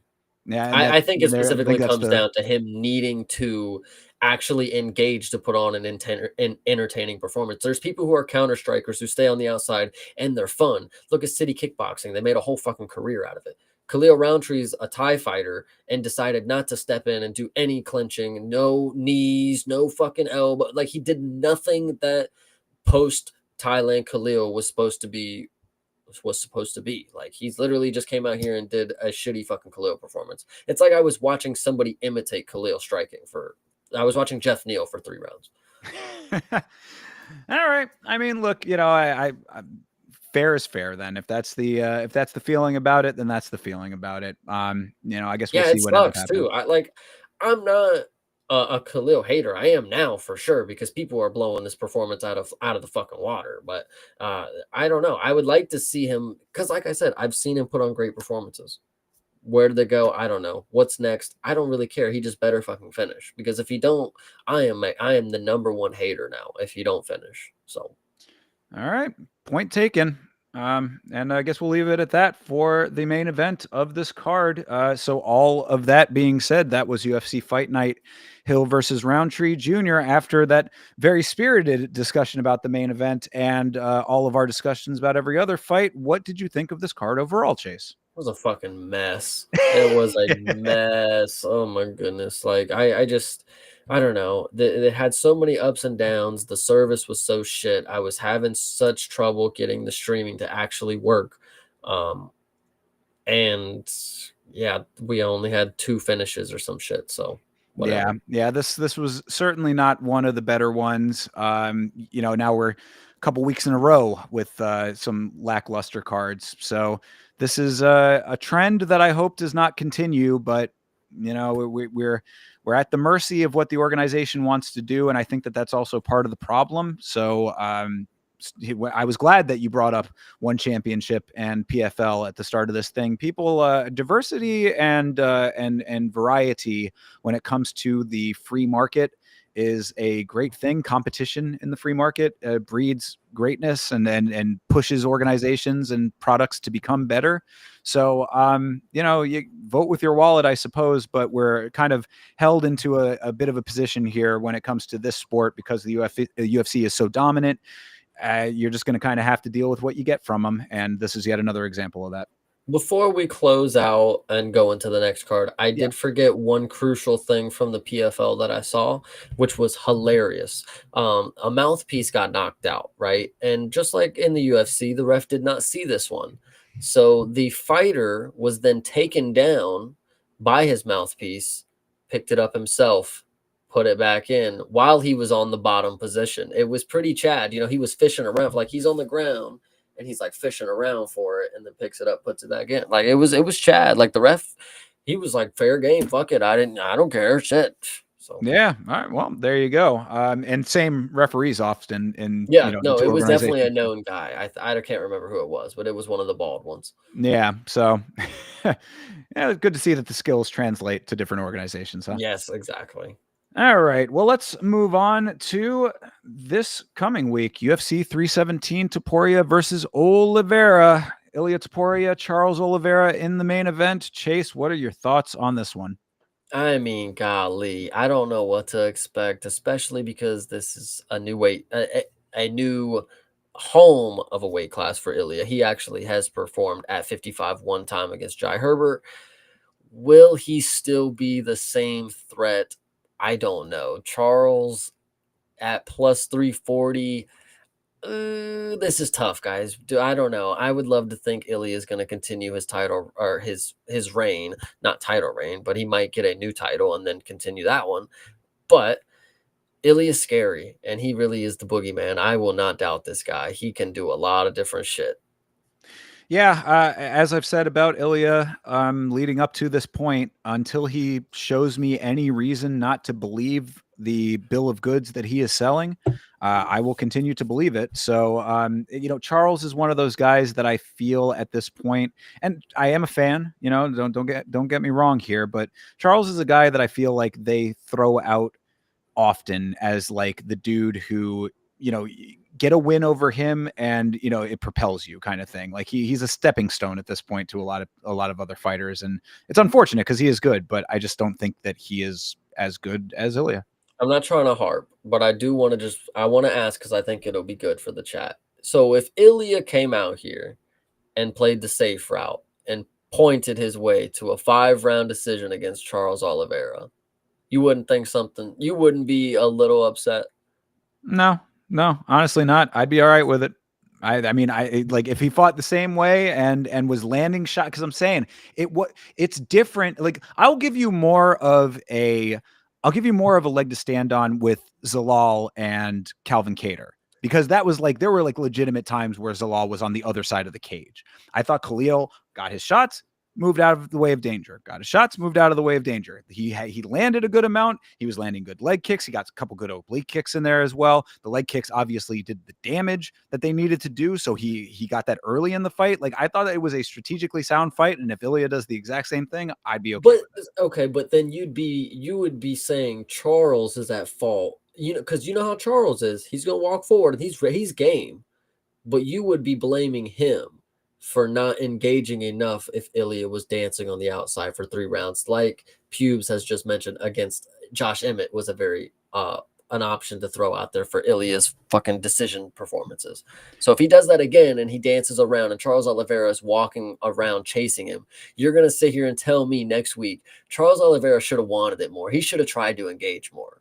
That's what Yeah, you have to go and make the win happen. That is your job. That is your job as a fighter, is to make the win happen. It is not your opponent's job to stand there and play your game. If they're going to run, you go get them. If they're going to dodge and duck and dip and dive and play the dodgeball game, you figure out a way to make the win happen. That's what your job is as a fighter. If you are the best in the world, then if you're the best in the world, then it should be an easy task for you. Go and fucking track him down. And I like the way you said it. His job as a fighter is to win fights. And thankfully Ilya don't think that way. He thinks his job is to fucking kill the dude in the cage with a mean hook to his face. And I'm very grateful he's going to come out here and hopefully do that. I hate that that's the outcome. If it does go to decision, shout out to Charles for being able to take these shots, but Ilya decision, honestly, that might be a pretty good line. Plus fucking 500. I don't know. Just take it and call it a day. Plus 500 for Ilya by decision? Is that what I it is? don't fucking know. Might be. I mean, I'm sure for my knockout is minus 200 or something. So Yeah, true.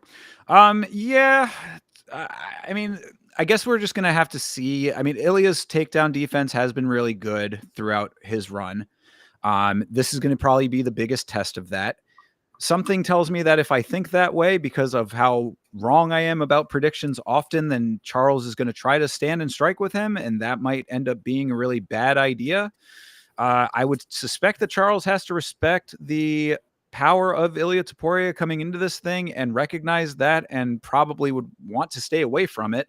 So there's a lot of different dynamics in this fight, and of course the weight being a huge one as well. I mean, again, I'm sticking with Ilya just based on what we've currently seen from him, and the greatness that I think that he has already established in his own mind. He's a believer of selling a bill of goods is definitely what he's doing, and but he's backing everything up time over time. So as of right now, like I said, I think Charles has been way too spotty. He's a dude who has flecks of greatness, and then they immediately get shifted towards the other side. Fight over fight. If you track the progression, it's great win, he gets the belt, loses the belt immediately, gets another great win, loses two, whatever. I mean, like it's he's a bit of a candy cane guy, and I think that he is the perfect stepping stone for Ilia Topuria to establish himself in this new weight class. Yeah, I agree. Yeah. All right. Alexandre Pantoja versus Kai Kara France. The flyweights back again in the conversation here. I mean, Kai Kara getting his shot. What do you think? I think Pantoja is going to be able to get this done. He ate all the shots from Kai Asakura. And to be honest, I'm a big fan of Kai. I think he has a very good striking skill set for this division. He's tall, he's rangy, and he knows how to use his knees and mix them in. Brandon Royval is also very good at doing that. Kai Kara France is a very basic boxer, in my opinion. I just don't think he's going to be able to land the shot that takes Pantoja out. If a leaping hook from Kai didn't and a knee straight to the sternum didn't take Pantoja out, I don't know if anything is. I think he's just a fucking Terminator right now. This is my guy. Yeah. I mean, he's just that good. He's one of the champions of this sport that I believe does not get enough recognition for his greatness that he has shown time over time.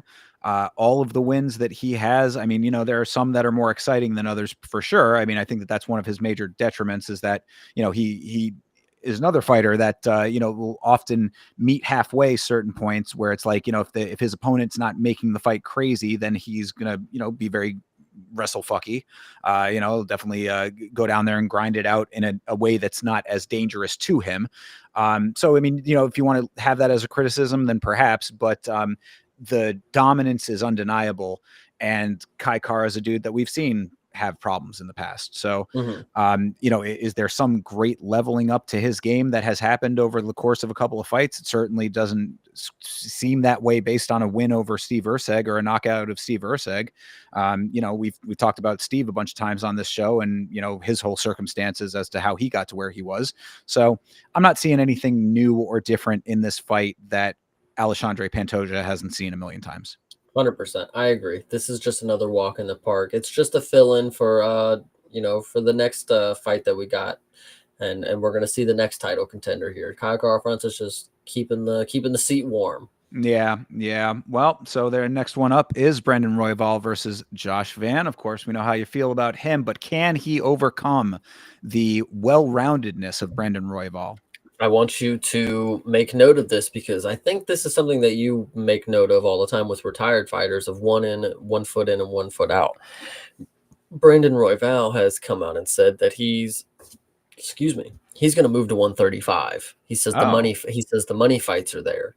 So maybe he comes out here and loses and he dips out to 135. I mean, there's nothing left for him here. He doesn't want another title shot. He doesn't want to be a gatekeeper. He just wants to move up, I guess. So Josh Van could probably get a W here and be on his way to a title shot. Don't care how it happens, but that's just the story and how it unfolds. Yeah, I mean, this is obviously the biggest test that Van has ever faced, in my opinion. I mean, Royval has proven himself to be one of the, like, we're talking about flyweight here that, where there are so many killers and so many unique skill sets at flyweight as well. Like, you've got some great power strikers, you've got a lot of great wrestlers, got a lot of great grapplers, and a lot of great combinations of all of those things. And Royval is one of those people that is a combination of all of those things. So, I mean, the well-roundedness, I think, is the biggest detriment to Josh Van when it comes to this fight.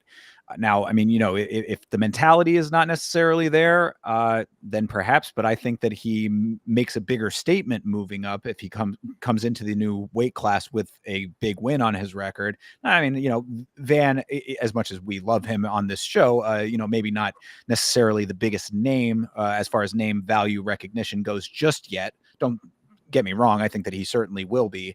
I think that this might be a little bit more than he can chew right now at this stage of his career. And I hate to say that because I like him a lot, but I mean, Brandon Royval is just so good everywhere. And that's going to be the big difference, I think. And, and Van's takedown defense is very good. I don't think it's going to matter. I think the worst case scenario is that Josh Van loses in a split decision to Brandon Royval, just like Tatsuro Taira, and then we match them up after this. The best case scenario, Josh Van wins by decision. I don't think he'll finish Brandon Royval. That's nuts. Brandon Royval's he's a dog.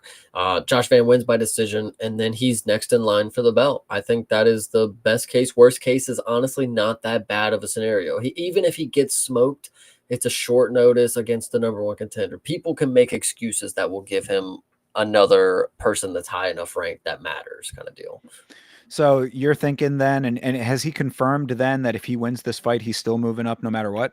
I mean, it was a whole video. He said, I don't want to be in 25 anymore. I don't want to be a gatekeeper. There's money fights in 35. So that sounds to me as like this is the last go at it. Whatever happens, happens. Could be. Well, I'm going to still tentatively give him the nod on this one just because of the skill set and the acumen that he has across the board. That's really all that it comes down to, because I think that he is, we talked about fight IQ earlier in the show. He's the type of guy that if Van starts overwhelming him with his striking, he will go to the wrestling. If that starts to be, untenable, if he's not able to get him down, he figures out the next thing. And it's just a chain of that throughout the entirety of the fight. So it's really not a knock knock on Josh Van. I just think it's a little bit premature for this level of fight for him. But I do think that eventually he is this caliber. It's just this fight right now is the brain and the gut are both going Royval. But I'd be happy to be wrong about it. No, I'm going Van. All right. 100%. Stick with Van. I mean, how could you not when he's so much your guy on that one? True.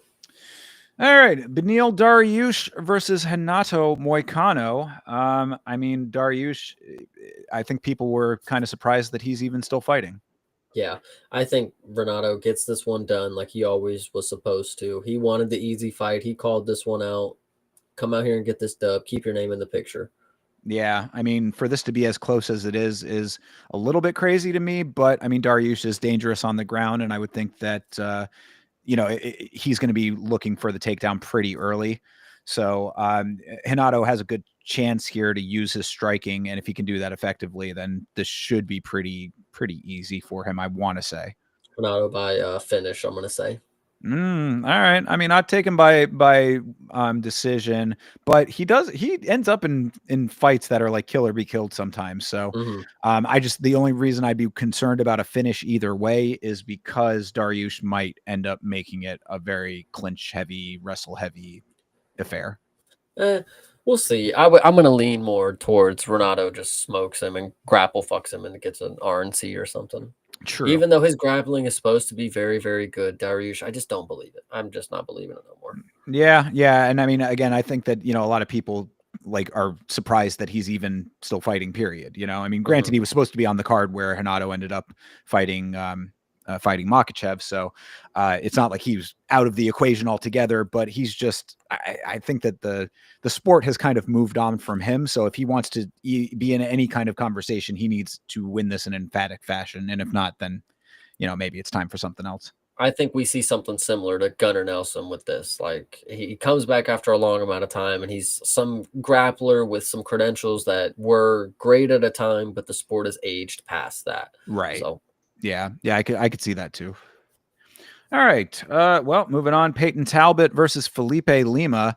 Peyton coming off of his big quote unquote fraud check there. Lima pretty deadly in some of his fights. He's the one that got that short notice win, right? He'd come in on I short believe notice. so. I'm a big fan of Felipe Lima, but I can't remember what the reasoning would be. Miles Johns, he beat him. Was that the short notice one? No, that's the one I saw live. I'm pretty sure. Yeah, that was in Tampa. Gotcha. And then he subbed Naimov. So yes, yeah. That I think was might have been the one I was thinking about there.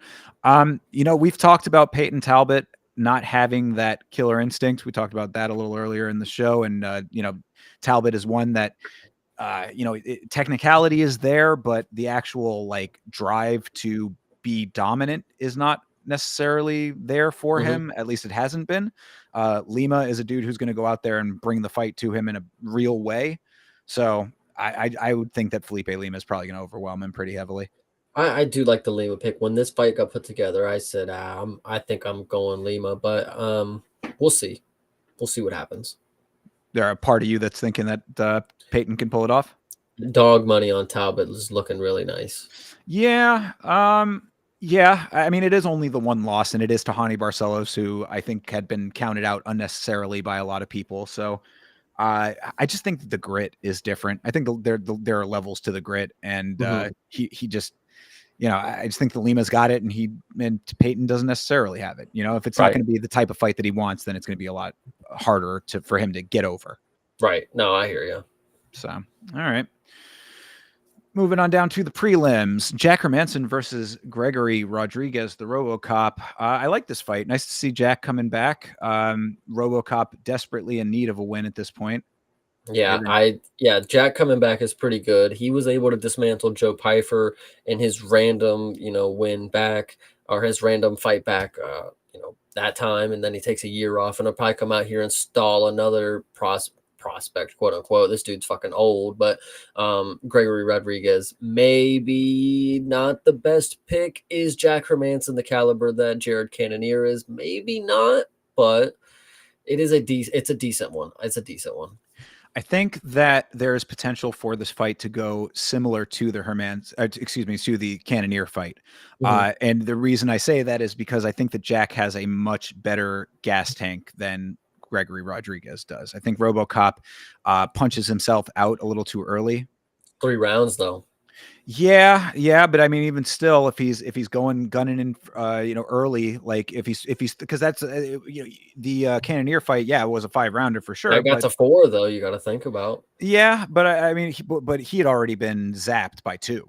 I mean, if you True. go back and watch that fight, I mean, he put everything out there in round 1. Now, granted, I mean, hopefully he learned from that, like maybe pace And yourself that a little was bit. like a circumstance where he was about to get the finish. Like, I don't know if he's gonna get that in the first round. Is he gonna have the moment to gas out? Maybe not. So, True. Yeah. I mean, if he can overwhelm early and keep that pressure on, what I would like to see from him, Rodriguez, that is just a good amount of power, but consistent throughout the course of the fight, as opposed to going balls to the wall early. Like I mhm. always like people that come out strong, and I always like people who put a good amount of power on their shots, but tailor it a little. We talk about the video game with the stats bar. Just instead of going max, you go maybe 75% and then keep that throughout the We entirety of gotta the fight. remember, we watched this dude live. We know what he looks like. His frame is huge for middleweight. There's probably not gonna be a scenario where he doesn't have a cut that's gonna be something that's gonna zap anything out of the fight. He's always probably gonna gas out after a little bit. He's Sure. just massive, so Yeah, it's tough. that is true. And I mean, Hermanson, you said Rodriguez is old. I mean, Hermanson, 37 years old. That's he's certainly getting up there as far as the sport is concerned. True. And Gregory's a killer, man. I don't know. This is probably an easy win for him though. For RoboCop. Gregory. Yep. Yeah, I would think that it certainly should be. I mean, like, if he was a guy who was, kind of skyrocketing for a little minute there, I don't see any reason why he can't get this job done here. It's just going to be a matter of if Hermanson can outmaneuver him, because he will Yeah, be, he'll be this a little bit of a smaller guy, certainly undersized in comparison. Will he be able to utilize his movement well enough to, have Rodriguez chasing his tail? 100%. Hyder, Oof. love this. All right, Hyder Emil versus Jose Miguel Delgado. Jose Delgado, You should remember him. Contender series. yeah, This dude's a contender fucking series. Yeah, killer. yeah, I Yeah. do remember him. Versus Hyder Emil, who is legitimately a killer as well. So this has potential to be a bit of a banger. No, I think Hyder Emil at plus money is good because Jose Delgado is somebody who's a very rangy fighter. He's very tall and he has power at the range. Hyder Emil is somebody who can overwhelm you and get into the clinch and maybe get some sort of control time racked up and make it dirty. Will Jose Delgado come out here and starch Hyder Emil? I don't believe so, but that lends me to believe that Hyder's going to be able to grind out a win by decision because that's just what he's been doing lately. yeah, and I mean, this is going to be a good test to see if Delgado can hang in that department. I mean, because Mhm. if he's doing a lot of rangy striking, then he's got to be able to do what Oban Elliott wasn't able to do. I mean, Right. get yourself out of the briar patch, so to speak. So, yeah, I mean, I got to believe that based on what I've seen so far from Hyder, like this is to me would seem like a bit of a favorable matchup, even if it is a dude who's tough, but it is a guy that's just making his beginning here. Hyder young in his career too, though, so maybe a Yeah. bit more even than I'm giving it credit for. Either way, I've seen greatness out of Hyder. Delgado, he's got a little bit more to prove, but he could prove it here. So this is True. a tough one. Yeah, I agree. I think I want to go with Hyder just because I've been representing my boy for a while now. But man, Jose Delgado, he might be something crazy, and I do not doubt if we see something out of him, it's going to be electric. You thinking finish on this one?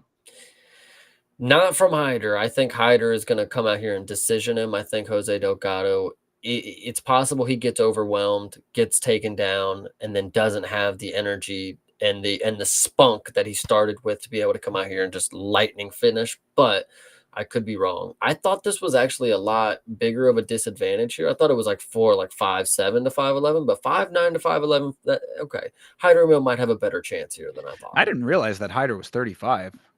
Yeah, dude, he's a fucking old guy. Yep, Yeah, I but did but not he's a realize Chad, that. ain't he? Yeah, oh, yeah, absolutely. With the cardio that he's got, I mean, the dude is Yep. a fucking ball of energy. He's like the But tornado, right?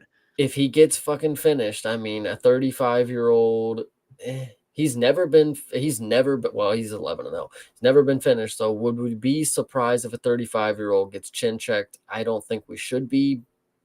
We'll see. Hyder Emil does eat some shots, though. In all of his fights, he's eaten some shots. So True. Delgado KO is live, guys. Oof. Yeah, I mean, if your book has one of those specials where it's like Hyder by decision or Delgado by finish, or by knockout, that would be, I think that would be a pretty good value there. But yeah, this would probably be one that I might even just stay away from as far as betting goes, because it's just everything we just talked about, like, does not lead me to any strong opinions. Right. So. All right. Viviane Araújo versus Tracy Cortez. Tracy, who has been a tremendous letdown in the past, versus Viviane, who is okay, I would say. I think this is the perfect time for me to say Tracy's going to do her thing and get this win, but I could totally feel a check coming from Aruja.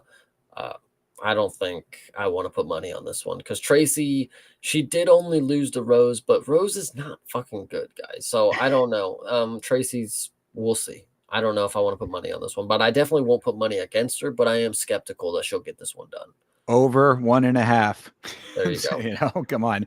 But yeah, no, Tracy, like I said, she's been a bit of a letdown in the past. I think that she's one of those types of fighters to me that is like a tough.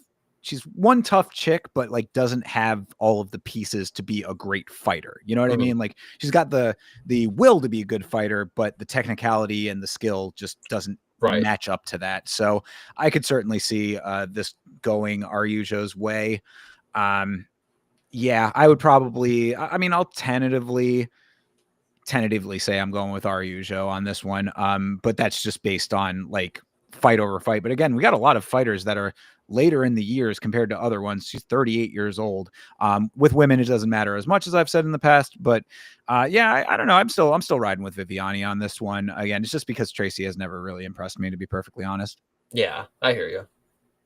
And next up is Terrence McKinney versus Vyacheslav Borshev. I love this fight. This is one where, Terrence McKinney could either get the first round knockout or get flopped on his ass, which seems to just be his MO. I would say this one's going to be either first round finish for Terrence, or it's going to be a point decision by Terrence, probably. I don't think Borshev's got this anymore. No. I mean, 8-5 at this point. Yeah, those losses are starting to creep up pretty heavily for him. I like Vyacheslav Borshev. I actually, him versus Nazim Sadikov went to a draw because it was such a close. And they danced together. And they did dance together. I love that fight. That's one of my favorites because it was a really good display of two guys laying it all on the line and then celebrating with each other. I didn't know you liked people who laid it on the line. Interesting. Continue. Tell me God. more. All right. Well, Terrence McKinney's certainly one of those people. He goes out there and runs face first into kicks and and sometimes is able to be first with those attacks. So, yeah, Vyacheslav Borshev. Does he not have it anymore? I don't know if he ever really did have it to begin with, but he is tough. I could see this maybe going a little bit deeper than round one because Terrence McKinney is always known, it's like round one is win or lose for him. Generally, he's like all balls to the wall from the jump. Might as well be Hamza, buddy. Yeah, pretty much. It's not an unfair comparison. Will Vyacheslav Borshev be able to be overcome that way? I want to believe no. I want to believe that maybe he's going to be able to at least make it into the second round. But when you said, McKinney by points, I was like, that does track. That sounds like it could be the case. So nobody's expecting it because he's obviously the first round guy. But I think the numbers should be really nice for you. Yeah. So I'll go with Terrence on this one, even though he's another person that I've been like, never again am I betting on Terrence McKinney. But yeah. And he'll get snubbed or something, Yeah, and then that very well could be too. So keep that in mind. But all right, yes, the Florida man himself, Cedricus Dumas, back again, fresh off of his last arrest back in the octagon versus Jackson McVeigh. Who is Jackson McVeigh? Who cares? That's not the important part. Did you know that he actually confirmed that he was hiding in a dog cage when the police found him? He confirmed that himself? Honest, he was on the video. He's like, "Oh yeah, fuck yeah, I was hiding in that cage. Dude. I don't want to get caught." Like, Wow. All right. I mean, that's great to know. No, I did not know that. He's one honest guy, Yeah, well, he's one honest guy and certainly one dangerous guy Does he outside of the know cage. that That is. dog cages normally have holes all the way around them? So he's probably not the brightest one. That would also be probably an accurate assessment of Cedricus Dumas. I would agree.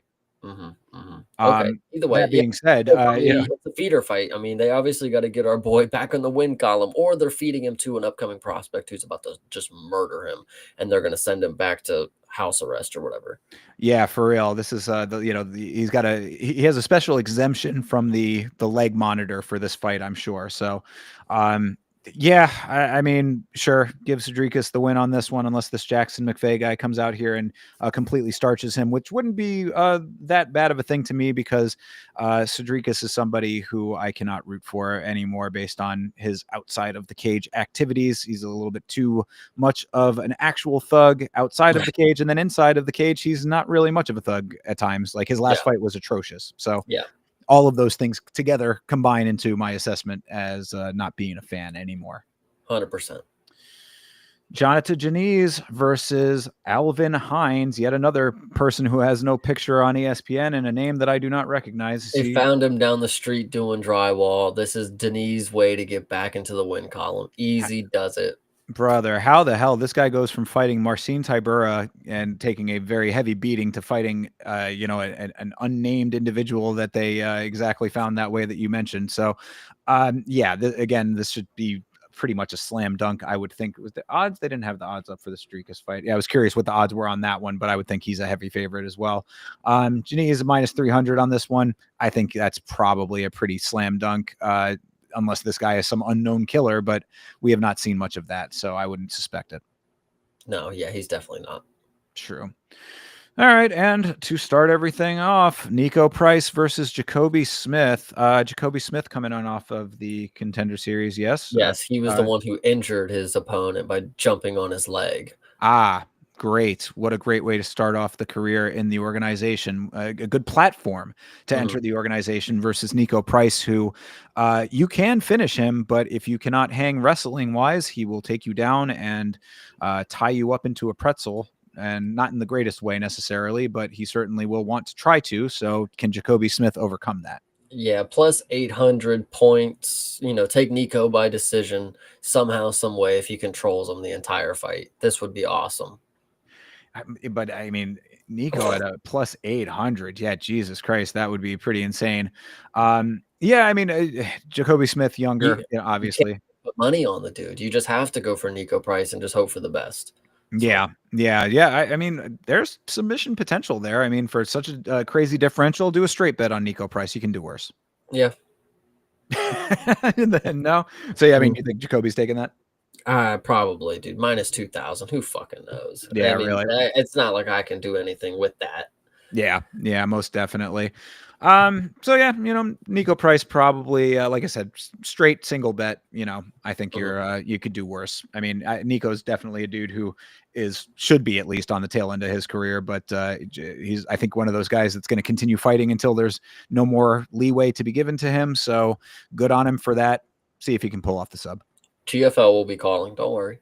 Any one of these days now, we're gonna get that big announcement. I got my notifications turned on for GFL. Oh yeah. All right, and that will do it for UFC 317, Topuria versus Oliveira. Of course, I will be watching this, hopefully with the Vitz King. We'll see about that, but you can find me doing the watch along if you want to hang out and watch these fights with me. I am at youtube.com/@YamaShow. And Chase, I know you can tell them where they can find you. They will always find me enjoying the UFC streams, watching along with you guys on youtube.com/@CPSmalls. And of course, sometimes I'm on Twitter making some funny comments, being a goof on x.com/creativepartin, PARTIN. At Yama Show on Twitter and on Instagram for me as well. We are also simulcasting to Twitch, Kick, and Trovo. If you want to follow on any of those platforms, please do. In the meantime, myself and Chase hopefully are going to be concluding the watch along or the reviews that we've been doing, the watches that we've been doing of the Cage series on Netflix. So hopefully we'll have the final episode of that out this week if all goes to plan. I will also be doing a live watch along of The Ultimate Fighter tomorrow night. And Chase, you're going to be doing a rewatch? Yeah, I'll probably most likely a rewatch on Wednesday. Yeah, for Tough. Yep. Oh, there you go. So watch along for those as well. And I'm in the early stages of doing a follow-up video about something we did not mention on this show, the vacation of, or the retirement of the heavyweight champion, John Jones. But I am working on a video about that. I got the script kind of formulating at the moment. So at some point you might see that. I think it's fitting. I mean, that's exactly how Dana just dropped the news to us. He just went to the press after the fights and he was just like, all right, John Jones retired. Tom is now the heavyweight champ. Yeah. Question. Like, Yeah, exactly. Yeah, no, I love him or hate him. I actually think that Ariel Helwani's tweet about that was spot on. Saying that kind of because of this wild goose chase that we went on for a year and a half, it all ends in a in the middle of the night in Azerbaijan. Yeah. Yeah. So, keep an eye out for that as well. And, anything else coming out on the channels, we will be here for you. So in the meantime, everybody have a great rest of your night, great rest of your week. And as always, fight on.